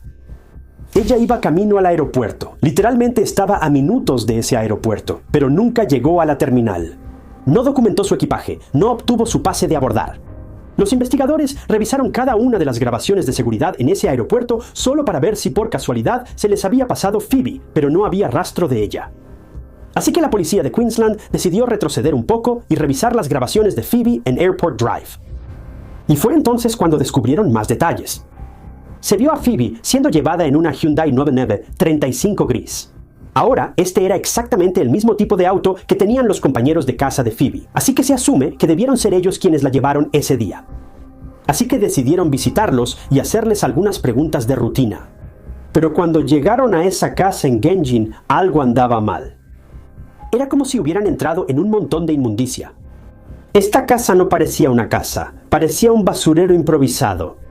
Para decirlo claramente, este lugar apenas era habitable, simplemente era asqueroso. El frente de la casa estaba lleno de basura y parecía que no la habían recogido en semanas, o tal vez incluso meses.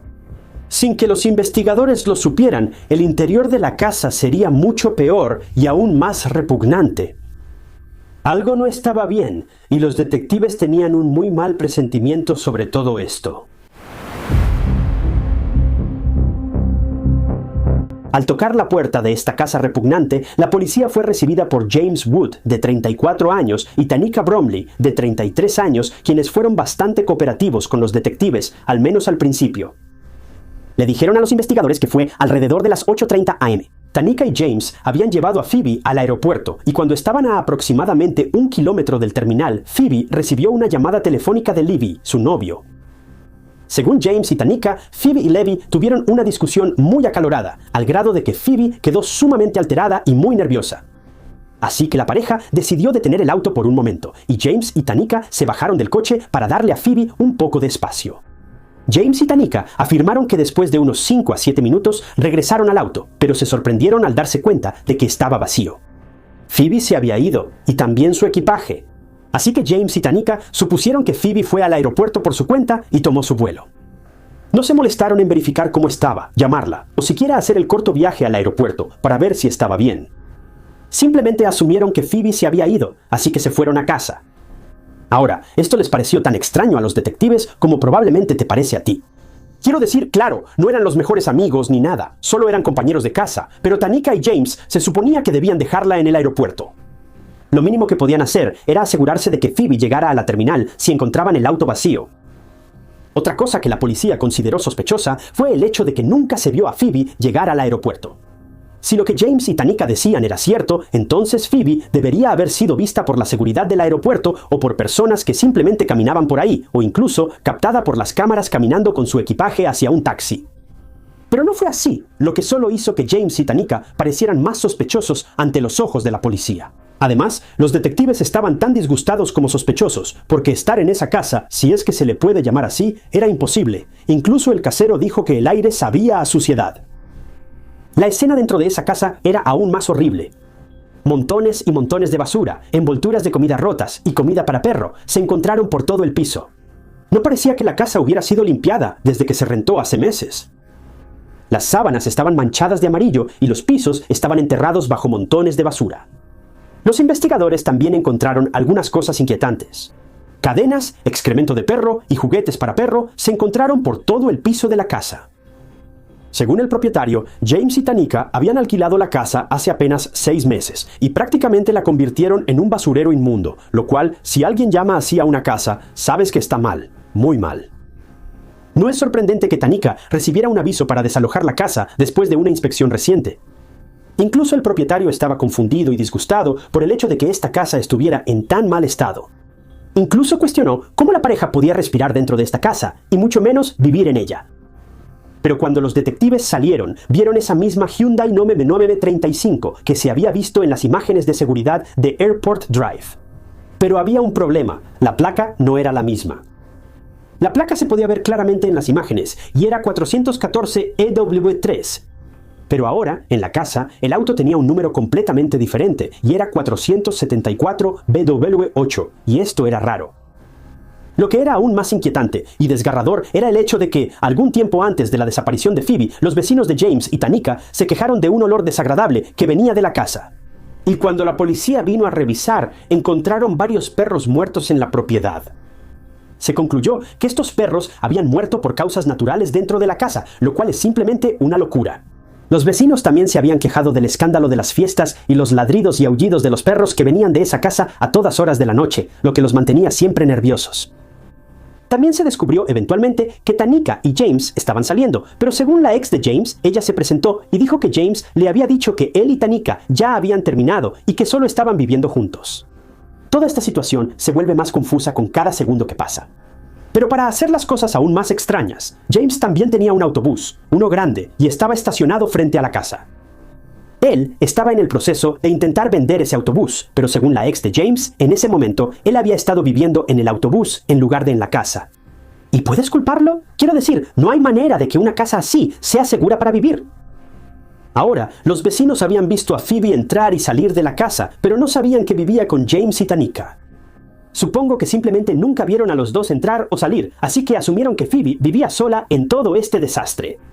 Así que en este punto, aunque las cosas parecían extrañas, la policía realmente no tenía ninguna otra evidencia ni nada incriminatorio para responsabilizar a James y Tanika por la desaparición de Phoebe. Así que la pareja quedó en libertad y la investigación continuó. Para el 23 de mayo, 8 días después de iniciada la búsqueda de Phoebe, los detectives registraron varias áreas y por alguna razón se enfocaron en el Parque Nacional Goodnight Scrub. En realidad, fueron los registros telefónicos de Phoebe los que los llevaron allí. Habían revisado el historial telefónico de Phoebe y aunque Libby había llamado a Phoebe la mañana de su vuelo a Australia Occidental, más tarde, cuando Phoebe desapareció, se reveló que el teléfono había sido apagado manualmente. Así que los investigadores desplegaron policías especializados, incluido un equipo de buceo, en el Parque Nacional Goodnight Scrub, ya que querían realizar búsquedas en tierra y en vías fluviales.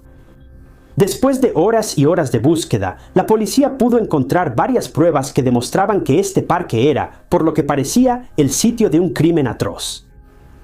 Aquí se recogieron varias pruebas y se enviaron pruebas para análisis forenses solo para estar seguros, pero desde el principio estaba claro que algo oscuro ocurrió aquí. Mientras esperaban los resultados de esas pruebas forenses, los detectives también llegaron a una conclusión bastante interesante. La policía de Queensland estaba segura de que algunas de las pruebas en el Parque Nacional Goodnight Scrub habían sido movidas antes de que los detectives llegaran para su búsqueda.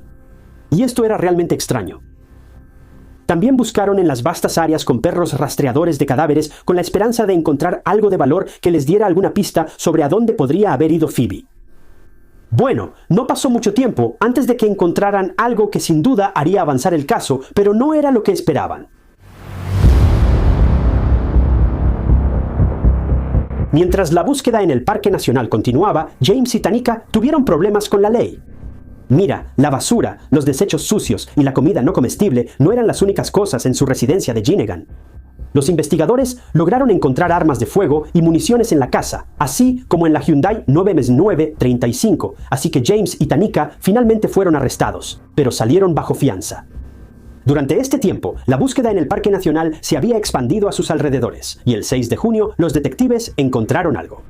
Pero sería cualquier cosa menos agradable. Verás, en un camino secundario, rodeado de densa vegetación, cerca del Parque Nacional Goodnight Scrub, la policía descubrió restos humanos. Parecía que los restos habían sido arrojados sin el menor cuidado y no se hizo ningún esfuerzo por ocultar el cuerpo, ni siquiera estaba enterrado. Cuando los detectives enviaron los restos para pruebas de ADN y llegaron los resultados el 17 de junio, todos quedaron profundamente impactados. Trágicamente, los restos fueron identificados como los de Phoebe Bishop, de 17 años, quien había desaparecido hacía menos de un mes. Claro, los investigadores sospechaban que los restos podían ser de Phoebe, pero nadie está preparado para recibir esa confirmación.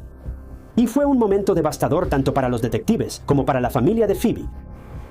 Como este es un caso en desarrollo, la causa exacta de la muerte de Phoebe aún no ha sido revelada. Pero si soy honesto, ¿realmente eso importa? Sé que todos tenemos una curiosidad morbosa sobre este tipo de cosas, pero recuerden, esta era una chica de 17 años que fue arrebatada de su familia, de sus amigos y de todos los que la amaban. Le arrebataron la vida de este mundo sin ninguna razón válida, y eso es lo que importa. Bueno, la policía ya sabía que había algo sospechoso y declararon la casa desordenada y asquerosa, así como la Hyundai 935 como escenas del crimen. Pero ahora que el cuerpo de Phoebe había sido descubierto, el caso tomó un giro muy oscuro. Ya no era una investigación para encontrar a Phoebe sana y salva. Ahora se trataba de encontrar a los asesinos de Phoebe. Y la policía, así como el público en general, apostaron por los muy sospechosos compañeros de casa James Wood y Tanika Bromley. La parte más interesante de este caso es el hecho de que los sospechosos de la desaparición de Phoebe fueron arrestados antes de que siquiera se descubriera su cuerpo. Tanika y James fueron arrestados la mañana del 5 de junio, un día antes de que siquiera se encontraran los restos de Phoebe. Tanika fue arrestada primero, y luego James fue detenido un poco después. Los detectives también publicaron imágenes de la cámara corporal del arresto de James, quien llevaba puestos unos pants deportivos y una camiseta, y se vio a los detectives diciéndole a un James sin emociones que estaba siendo arrestado por el homicidio de Phoebe Bishop. Tanika y James fueron acusados cada uno de un cargo de homicidio y 2 cargos de manipulación indebida de un cadáver. Tras el arresto de la pareja, el caso fue llevado a los tribunales, pero ambos decidieron no presentarse por razones que se desconocen. Supongo que no quisieron enfrentar las posibles consecuencias de sus acciones, pero realmente no lo sabemos. Probablemente irán a prisión de todos modos, y el hecho de no presentarse básicamente aseguró su culpabilidad, al menos para mí. La cosa es que, como el caso todavía se está desarrollando, la policía obviamente está siendo muy reservada con esta información. Pero eso no significa que nos hayan dejado completamente a oscuras. En la audiencia más reciente en la corte, salió a la luz más información sobre cómo fue atacada Phoebe. La policía cree que Phoebe fue atacada en la misma Hyundai 935 justo después de que la vieran en Airport Drive el 15 de mayo. Aunque no está claro exactamente qué le pasó, los detectives alegaron que el cuerpo de Phoebe fue movido 2 veces después de que se cometió el crimen. Una vez después de que fue asesinada, y luego otra vez aproximadamente 2 días después, donde finalmente fue encontrado en ese camino secundario cerca del Parque Nacional Goodnight Scrub. La policía también tiene pruebas de que el teléfono de Phoebe estaba completamente cargado y en línea la mañana antes del ataque. Pero después fue apagado manualmente y nunca volvió a encenderse, lo que sugiere que lo más probable es que le quitaran el teléfono a Phoebe antes o durante el ataque. Pero hay una cosa más. ¿Recuerdas el auto Hyundai con la placa cambiada? Bueno, resultó que la placa no fue lo único que cambiaron. El logo de Hyundai en la parte trasera del auto fue cambiado por uno de Toyota. Pero no me refiero a un cambio profesional, como un emblema diferente. Esta parte en realidad fue graciosa porque James y Tanika realmente pensaron que habían engañado a la policía. El logo de Toyota fue garabateado en una tira de papel y luego pegado en la parte trasera del auto donde estaba el logo de Hyundai. Parecía que un niño de preescolar había hecho esto. Y las placas tampoco fueron cambiadas, al menos no literalmente. Tanika y James no solicitaron un cambio legítimo de placas, ni tampoco robaron una. El vehículo seguía registrado con el 414EW3, pero la pareja en realidad usó cinta eléctrica y pintura negra para convertir el 1, la E y el 3 en un 7, una B y un 8. Ahora, no sé si estos dos estaban lidiando con una enfermedad mental o si de verdad eran tan malos para cometer un delito, pero esto es casi increíble. Quiero decir, ¿cuántas maromas mentales tuvo que dar esta pareja para llegar a esta brillante idea? Como si fuera su gran plan para despistar a los detectives o desviar la investigación, pero obviamente no funcionó. No hay duda en la mente de nadie de que Tanika y James son los más probables responsables y están detrás del asesinato de Phoebe.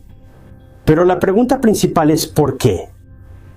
Bueno, James sí habló con el Daily Mail y declaró que Phoebe tenía el hábito de estallar en ira e incluso había roto su televisor en una ocasión. Durante esa entrevista era evidente que este hombre sentía un gran resentimiento hacia Phoebe. Pero recuerden, estas son las palabras de un hombre claramente, interesante, así como de un posible asesino, así que tomen todo esto con cautela. Eso de la televisión puede que nunca haya pasado, y ciertamente podría estar mintiendo. También tienes que recordar que James y Tanika son los que tienen la casa en un estado asqueroso y animales muertos por toda su propiedad. Ellos son los que tienen la posesión inexplicable de armas de fuego y municiones. También son literalmente unos desconocidos para Phoebe, así que no importa cómo lo veas, los compañeros de casa casi con toda seguridad tuvieron algo que ver con el asesinato de Phoebe. Además, la policía afirmó que tiene pruebas de que el cuerpo de Phoebe fue movido 2 veces, y supuestamente tienen pruebas de que James y Tanika fueron quienes lo movieron. Cuando le sumas el hecho de que el auto de James y Tanika fue disfrazado de manera improvisada después de que los captaron en las cámaras de seguridad, ya sabes, todo eso del logo de papel y la placa cubierta con cinta eléctrica, creo que todos sabemos lo que pasó aquí y quiénes son los responsables. También se alega que la pareja, o al menos uno de ellos, probablemente maltrató a Phoebe porque varios testigos en una tienda local vieron a Phoebe entrar a la tienda, un par de días antes de su desaparición y posterior asesinato. Y se veía débil y hambrienta, casi como si la hubieran retenido en contra de su voluntad o algo así. Pero lo interesante de estas acusaciones es que si a Phoebe la hubieran retenido en contra de su voluntad, ella había estado hablando con su novio en los días previos a su fallecimiento, así que ¿por qué no le habría mencionado esto a él? Mi única suposición es que, si esto realmente sucedió, tal vez ella simplemente les tenía mucho miedo a esas personas. Y de nuevo, todo esto es solo suponiendo que las declaraciones de los testigos presenciales resulten ser precisas. Pero también, toda la situación entre Phoebe y su familia es algo complicada. Quiero decir, ¿por qué una chica de 17 años vivía con prácticamente desconocidos? Se informa que Phoebe tuvo una infancia complicada en el sentido de que nunca tuvo una figura paterna estable. Su familia siempre estaba mudándose y ella no permanecía mucho tiempo en una escuela debido a estos cambios. ¿Pero por qué no vivía con su madre o algún otro miembro de la familia? Toda la situación es simplemente extraña y no entiendo por qué nadie se ha molestado en aclararlo. Me parece raro, pero tal vez solo estoy pensando demasiado en ello. Podría ser tan simple como que no se llevaba bien con su mamá y al tener 17 años solo quería probar algo nuevo. Pero las redes sociales de Phoebe también eran un reflejo muy triste de lo que estaba pasando. Su último video de TikTok trataba sobre tener una conversación con su yo más joven. También mencionó a su papá en un momento y dijo que cuando ella muera quiere que su papá ayude a bajar su ataúd para que pueda decepcionarla una última vez. Ahora, entiendo que probablemente esto era algún tipo de humor negro, pero claramente había algo de verdad en el dolor de esas palabras. Por supuesto, no podemos descifrar lo que Phoebe estaba sintiendo en ese momento, pero obviamente, como mínimo, se sentía triste y decaída. La mamá de Phoebe, Kylie, estaba muy afectada después de la desaparición de su hija y solo quería respuestas. Ella estaba activa en las redes sociales y en los noticieros, suplicando por cualquier novedad sobre el caso de Phoebe. Así que es muy difícil saber qué estaba pasando en la vida personal de Phoebe que la llevó a dejar su casa y vivir con extraños en un lugar prácticamente en ruinas. A esto se suma toda la discusión sobre la salud mental de Phoebe en el momento de su desaparición. Aunque la tía de Phoebe, Cass Johnson, cuestionó el estado mental de Phoebe y su trabajo en el NDIS, la mamá de Phoebe, Kylie, negó rotundamente todo tipo de afirmaciones sobre la salud mental de su hija y acusó a su propia hermana distanciada de crear un circo al hacer comentarios sin pruebas ni evidencias. Se desvió muchísimo hablando de cómo su hermana básicamente solo estaba buscando problemas y generando un drama que en realidad nunca existió.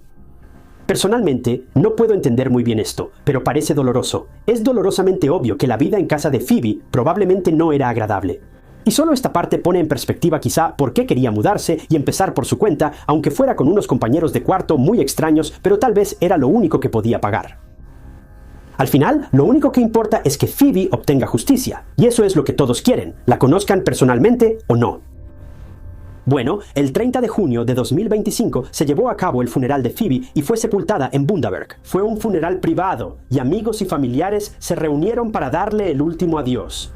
Fue un día muy oscuro para los seres queridos de Phoebe, pero aún así usaron ropa de colores brillantes en la reunión porque creen que eso es lo que Phoebe hubiera querido. A ella le encantaba todo lo vibrante y brillante, y realmente solo quería ser feliz.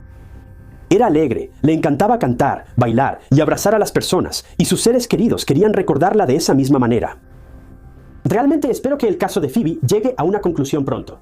Ojalá sea tan pronto como el próximo mes, según la fecha en que se está grabando este video. Tendremos que ver cómo resultan las cosas, pero la próxima audiencia en la corte está programada para agosto. Si hay alguna actualización importante, haré mi mejor esfuerzo por informar aquí y publicarlas en los comentarios, pero solo espero que haya respuestas. Los responsables sean castigados, y esta familia en duelo finalmente pueda obtener algo de cierre sobre por qué y cómo le arrebataron la vida a su hija.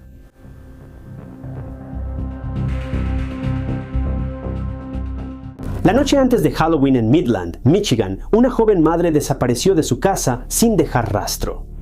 Su auto seguía afuera, su bolso y sus llaves estaban exactamente donde los dejó. Y su hijo de 3 años de pronto quedó al cuidado de alguien en quien nunca se debió confiar. Lo que comenzó como un caso de persona desaparecida rápidamente se convirtió en algo mucho más oscuro, exponiendo secretos ocultos detrás de la fe, la autoridad y una sonrisa amigable. Hoy vamos a adentrarnos en la escalofriante historia real de crimen de Rebecca Gay, un caso que demuestra que los monstruos no están acechando en el bosque, están escondidos a plena vista.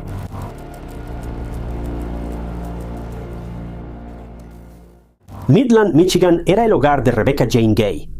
Ella pertenecía a una familia bastante grande, tenía 3 hermanos y desde que era joven era un alma muy cariñosa y hermosa. Rebecca amaba a los animales, lo que la llevó a unirse al equipo ecuestre en su escuela secundaria, Bullock Creek High School. Ella estaba en su elemento cuando montaba caballos. Tenía un talento natural, y Rebecca no parecía tener ni una pizca de maldad. Y cuando no estaba montando a caballo, participaba en las recaudaciones de fondos de su escuela y su vecindario para ayudar a los demás. En resumen, Rebecca era una chica dulce, amable y decidida que solo intentaba hacer del mundo un lugar mejor. A medida que Rebecca crecía, quería trabajar en la industria de la belleza, y esto la llevó a estudiar cosmetología en la escuela de cosmetología In Session. Y las cosas iban según lo planeado en su vida, pero durante este tiempo, Rebecca recibió una noticia impactante. Ella estaba en una relación con un hombre cuyo nombre ni siquiera conocemos, pero terminó embarazada. Para poner las cosas en perspectiva, Rebecca tenía 21 años cuando dio a luz a su bebé, un niño al que llamó Conway. Por cierto, esto fue en 2009. Y ahora, aunque este no fue un cambio inesperado en la vida de Rebecca, ella estaba lista para ello. Rebecca se enamoró de su pequeño hijo, y ser madre también le resultó bastante natural. Claro, era joven, pero tenía el apoyo de su familia, y Conway fue criado por ambos, Rebecca y su papá, pero en algún momento los dos padres terminaron su relación. Pero estaban haciendo que las cosas funcionaran lo mejor posible, considerando que vivían vidas completamente separadas. Rebecca también era religiosa. Era una cristiana devota que rezaba antes de dormir, asistía a la iglesia cada vez que podía y hacía todo lo relacionado con su fe. Había cometido algunos errores, eso es seguro, pero estaba haciendo todo lo posible por volver a entregar su vida a Dios, especialmente ahora que tenía un bebé en su vida que dependía de ella. Rebecca y Conway no eran solo madre e hijo, eran mejores amigos. A los dos les encantaba la misma festividad, Halloween, y Rebecca hacía todo lo posible por mantener a Conway, quien básicamente era todo su mundo. Durante ese tiempo, Rebecca trabajaba como estilista en un salón de belleza local. Además de eso, también consiguió un trabajo en Goodwill, en Mount Pleasant, y la ascendieron a un puesto de gerente.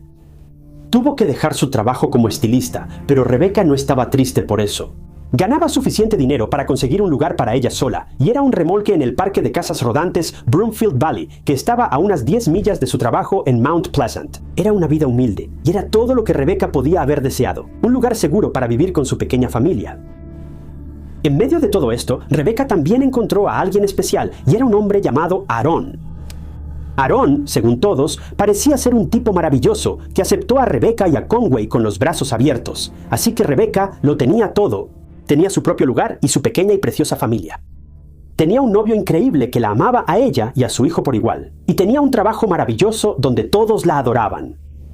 Y para mejorar aún más las cosas, Halloween estaba a la vuelta de la esquina y Rebecca estaba tan emocionada como un niño listo para pedir dulces. A los ojos de Rebecca, la vida realmente no podía ser mejor. Prácticamente estaba viviendo su sueño. Pero como todos sabemos, los sueños pueden convertirse rápidamente en pesadillas.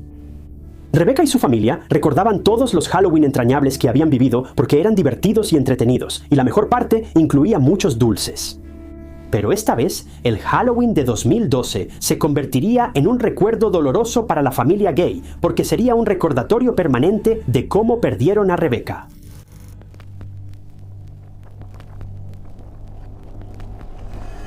Era 30 de octubre de 2012, y Rebecca estaba totalmente metida en el espíritu de Halloween. Ella decoró su casa con todo tipo de adornos y accesorios de Halloween, y Conway, que era idéntico a Rebecca, estaba que rebotaba de emoción por su actividad favorita, pedir dulces. Así que el plan para el día siguiente, 31 de octubre, era algo así. Rebecca tenía que trabajar en la mañana, y después de salir del trabajo, iría a casa y vestiría a Conway con su disfraz de Halloween y lo dejaría en la casa de su papá para pedir dulces. Luego, pasaría la noche relajándose en casa, probablemente solo viendo películas de terror o algo así. Pero trágicamente, Rebecca ni siquiera llegó a ir a trabajar el 31 de octubre. Ahora, algo que debes saber sobre Rebecca es que era una trabajadora dedicada y puntual. Después de todo, era gerente. No dejaría una buena impresión en los demás empleados si ella llegara tarde. Así que fue realmente extraño para los trabajadores de Goodwill no ver a Rebecca en el trabajo. Ella no les había dicho nada sobre tomarse un día libre o tener una emergencia. La ausencia de Rebecca preocupó a sus compañeros de trabajo hasta el punto de que contactaron a Erin. E incluso algunos de los compañeros de trabajo fueron a su casa en el parque de casas rodantes Broomfield Valley. Estaban preocupados de que Rebecca necesitara ayuda y no pudiera comunicarse con nadie. Bueno, cuando el grupo llegó a la casa rodante, tenían más preguntas que nunca. El auto de Rebecca todavía estaba estacionado afuera. Ella no había salido de su casa, pero todo estaba muy silencioso. Sus compañeros de trabajo pensaron que Rebecca estaba gravemente enferma y necesitaba atención médica inmediata. Pero cuando finalmente lograron entrar a la casa, se encontraron con aún más sorpresas. Todas las pertenencias de Rebecca, incluyendo su bolso, llaves y cartera, seguían en la mesa junto a la puerta principal. Pero no había rastro de Rebecca ni de Conway. ¿A dónde podrían haber ido sin su auto y sus pertenencias? Bueno, lo primero que se le ocurrió a todos fue que tal vez Rebecca había ido a la casa del papá de Conway para dejarlo ahí. ¿Pero cómo? Su auto estaba literalmente ahí mismo. Así que, con muchas preguntas y sin respuestas, la familia Gay llamó a la policía y reportó como desaparecidos a Rebecca Gay, de 24 años, y a su hijo Conway, de 3 años. Ahora, la policía no comenzó a buscar a Rebecca de inmediato. Querían esperar para ver si Rebecca aparecía. Pero después de que pasaron 20 horas, la policía empezó a tomar mucho más en serio la desaparición de Rebecca. Mientras tanto, alguien había encontrado a Conway. Afortunadamente, él estaba ileso, y de hecho estaba en la casa de su papá. ¿Pero cómo llegó ahí? Bueno, en realidad fue un hombre llamado John quien llevó a Conway a la casa de su papá para Halloween. Pero quizá te estés preguntando, ¿quién es este tal John? Bueno, no era un desconocido para Rebecca ni para su familia. De hecho, era el futuro padrastro de Rebecca. Mira, John White en realidad estaba comprometido con la mamá de Rebecca, Sally Gay. Los padres de Rebecca llevaban mucho tiempo divorciados, y Sally había comenzado una relación con un predicador local muy admirado en la comunidad, John White. John en realidad era muy cercano a Rebecca y a Conway también. Cuidaba a Conway varias veces, y de hecho fue su chofer en Halloween. Él era responsable de llevar a Conway disfrazado a la casa de su papá para pedir dulces, así que todos se sintieron aliviados de que Conway ya había sido encontrado y estaba ileso. Pero todavía no había señales de Rebecca. ¿A dónde podría haber ido? Rebecca no simplemente dejaría todo y abandonaría a su hijo. Lo amaba más que a nada, no lo abandonaría así. Así que la policía tenía mucho en qué trabajar, pero apenas estaban comenzando.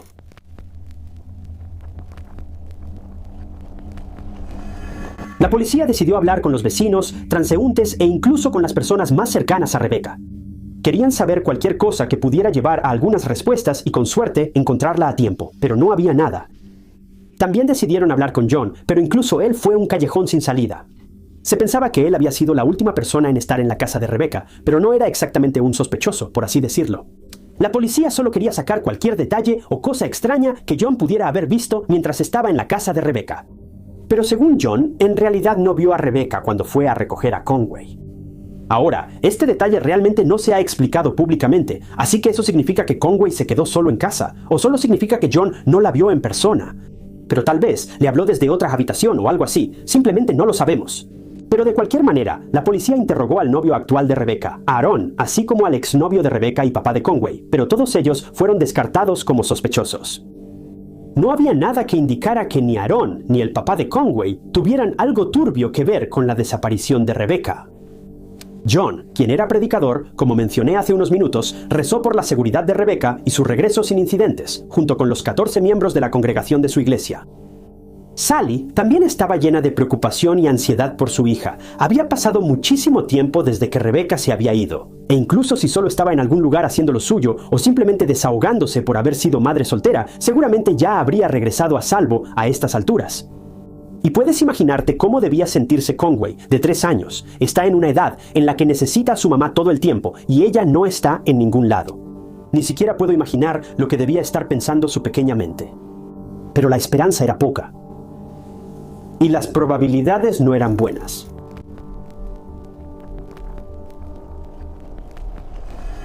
La policía seguía interrogando a cada persona que conocía y estaba familiarizada con Rebecca, pero simplemente no podían quitarse una sensación muy extraña. Sabían que el culpable estaba allá afuera y podían sentir que estaba en algún lugar de la comunidad. Y no parecía que un extraño se hubiera llevado a Rebecca. Así que, digamos que sus sospechas aumentaron aún más cuando alguien empezó a cambiar su versión. ¿Puedes adivinar quién?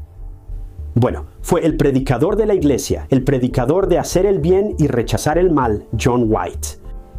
La policía supo que algo sospechoso estaba pasando cuando él simplemente no podía mantener su versión coherente. Si recuerdas la primera vez que la policía le preguntó sobre Rebecca y si la vio o no, John insistió en que no vio a Rebecca cuando fue a recoger a Conway. Pero ahora estaba diciendo que sí vio a Rebecca en casa, pero que no sabía qué le pasó después porque se fue con Conway, y eso fue todo. Luego, la policía revisó el auto de Rebecca. El asiento del conductor estaba muy echado hacia atrás, demasiado para alguien tan pequeña como Rebecca. Parecía que alguien de la estatura de John cabría cómodamente en él. ¿Fue una coincidencia o algo más? Bueno, eso era solo la punta del iceberg porque la policía investigó más a fondo la vida de John antes de que se mudara a Midland, Michigan. Y digamos que no era nada bonito. De hecho, era bastante oscuro y retorcido. El predicador, que parecía impecable y predicaba sobre la luz y todo lo sagrado, era exactamente lo opuesto. Él estaba ocultando algo muy oscuro y nada sagrado de la gente con la que vivía. Y pronto, todo saldría a la luz.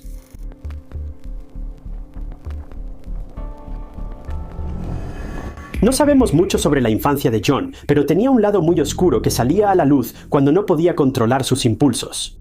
Tenía un fuerte desprecio por las mujeres y una obsesión con, personas que ya no están vivas. Es algo bastante curioso que fascine a cualquiera, pero ¿a un predicador?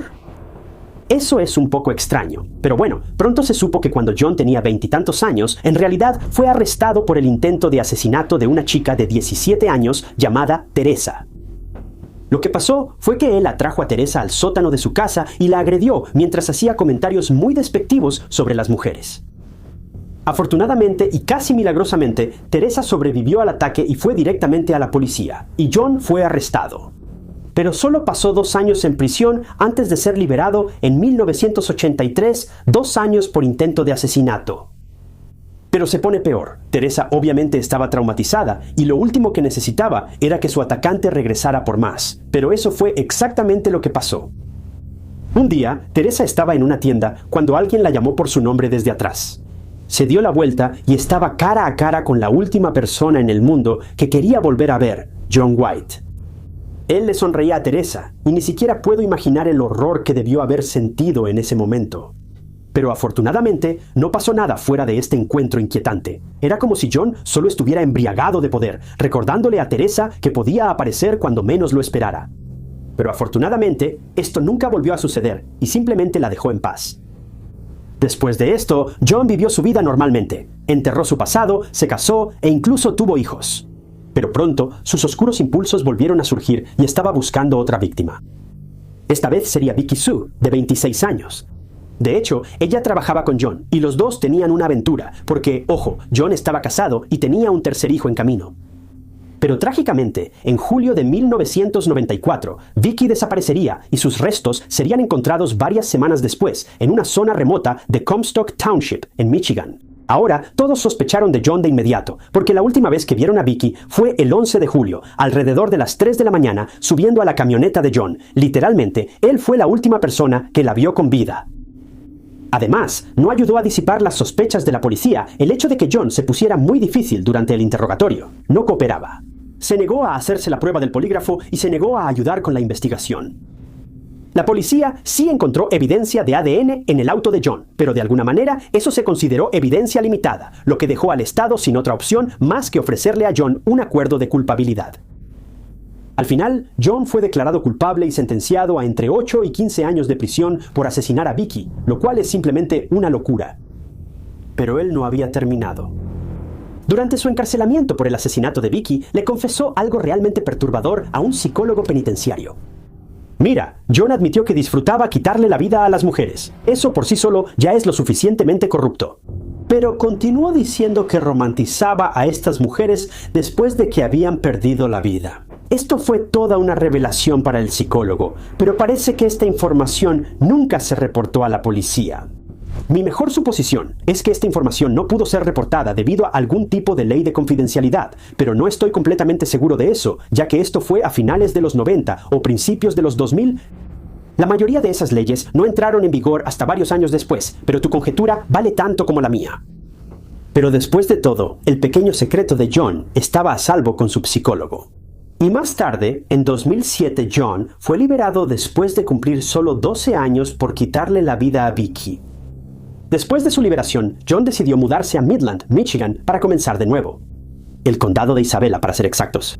Y nadie conocía su historial criminal allí. Era como si hubiera renacido. Y hablando de renacimiento, John decidió que después de su liberación, dedicaría su vida a Dios. Ahora, por todas las razones obvias, llegar a esa conclusión es increíble, pero las cosas no serían tan simples. Mira, Juan dirigía la iglesia Christ Community Fellowship en Mount Pleasant y también compró un remolque en el parque de casas rodantes de Bromfield Valley.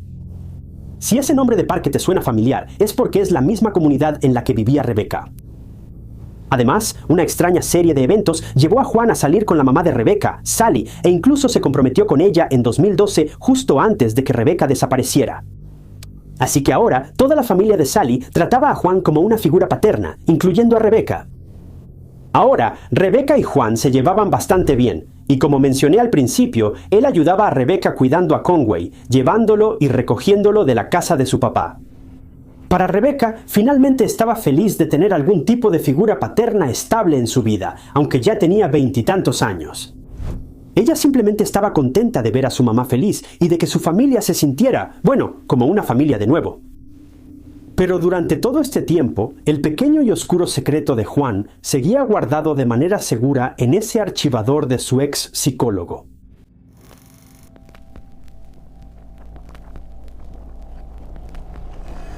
Si regresamos a la época del caso, en Halloween de 2012, la policía estaba pisándole los talones a Juan. Si recuerdas, ya lo habían atrapado cambiando su versión sobre la última vez que vio a Rebecca. Recuerda, primero afirmó que no vio a Rebecca esa mañana, pero ahora decía que sí la vio. Bueno, después de que la policía investigó un poco, descubrieron todos esos detalles escalofriantes del pasado de Juan, sobre los cargos de asesinato, el supuesto acoso a su primera víctima, todo eso. Considerando todo esto, ahora creen sin lugar a dudas que Juan estuvo detrás de la desaparición de Rebecca. Los investigadores intentaron hacer que Juan revelara con engaños dónde estaba Rebecca.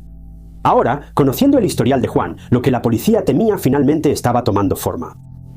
Las posibilidades de encontrar a Rebecca con vida en este punto eran casi nulas. Sabían que si Rebecca estuvo sola con John el día antes de desaparecer, el resultado no habría sido bueno. La policía estaba segura de que John le había hecho algo terrible a Rebecca y que ella ya no estaba con vida, lo cual es algo devastador de aceptar. Así que en la sala de interrogatorios, aunque no lo creas, John cayó justo en la trampa de los investigadores. No hizo falta presionarlo mucho y, efectivamente, John simplemente confesó. Confesó haber asesinado a Rebecca Gay. Ahora, quiero empezar diciendo que esta es la versión de los hechos de John, y él no es precisamente alguien a quien llamarías un ejemplo de honestidad. Así que realmente es difícil averiguar qué pasó esa noche fatídica. Las únicas personas que realmente saben lo que pasó son Rebecca, que actualmente está desaparecida, y John, que es un mentiroso experimentado y lo menos confiable que existe. Así que, según lo que John les dijo a los investigadores, esto fue lo que pasó la noche fatídica del 30 de octubre, solo unas horas antes del día festivo favorito de Rebecca.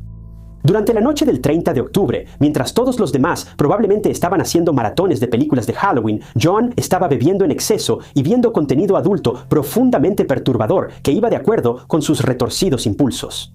Así que, después de terminar su cerveza, de repente sintió la necesidad de hacer realidad sus oscuras fantasías. Y eligió a Rebecca como su víctima. Ella era la víctima perfecta para él. Estaba sola en casa. Ella confiaba plenamente en él y lo admiraba. Así que entró al remolque de Rebecca tarde en la noche y sin perder tiempo la dejó inconsciente con un objeto pesado. Ten en cuenta que Conway está literalmente dormido en el mismo remolque, a solo unos cuantos pies de distancia. Pero sin importarle esto en lo más mínimo, John entonces le quitó la vida a Rebecca. Ahora, John afirmó que no recordaba si le hizo algo a ella después de eso o no. ¿Pero realmente crees que John cavaría su propia tumba revelando los detalles más perturbadores y violentos del crimen? Si revisas su historial, personalmente no lo creo. Así que lo que le pasó a Rebecca, realmente el mundo nunca lo sabrá. Pero quizá eso sea lo mejor. Pero una vez que terminó, se deshizo de todas las pruebas y del cuerpo a solo una milla de su casa, en una zona muy boscosa, en una zanja poco profunda. Luego, John regresó al remolque de Rebecca y pasó la noche ahí, mientras Conway seguía durmiendo tranquilamente en su habitación. Conway ni siquiera sabía que su mamá estaba luchando por su vida a solo unos pies de distancia y que el agresor seguía dentro del remolque. A la mañana siguiente, John despertó a Conway, lo vistió con su disfraz de Halloween con sus propias manos, las mismas manos que le quitaron la vida a su madre solo unas horas antes, y lo llevó a la casa de su papá como si nada hubiera pasado. Es simplemente desconcertante. La policía, después de esta alarmante confesión del propio asesino, envió un equipo al lugar exacto donde John dijo que desechó el cuerpo de Rebecca y la encontraron en poco tiempo. Rebecca Gay había sido asesinada por alguien que era como de la familia, como un padre. Pero en realidad, él era un lobo con piel de oveja. John White, de 55 años, fue arrestado y acusado de asesinato en primer grado de Rebecca Gay. Y cuando todos, incluida Sally, se enteraron de que un predicador del pueblo había sido arrestado por asesinato, simplemente no lo podían creer. Estaban completamente incrédulos de que permitieran que alguien tan depravado fuera parte o incluso líder de su iglesia, y lo respetaban. Sally estaba horrorizada de que su prometido fuera quien llevó a su propia hija a su trágico final, el mismo prometido que era más como familia que cualquier otra cosa. Él los traicionó a todos de la peor manera. Aunque Juan fue acusado de asesinato en primer grado, llegó a un acuerdo con la fiscalía. No tengo idea de cómo logró hacer esto, pero al final se declaró culpable de asesinato en segundo grado y enfrentaba una sentencia de 29 a 60 años en prisión, lo cual no es nada comparado con el daño que le hizo a la familia Gay. La familia Gay finalmente aceptó porque esto era mejor que pasar por el doloroso proceso de un juicio y tener que revivir los horrores de los últimos momentos de Rebecca.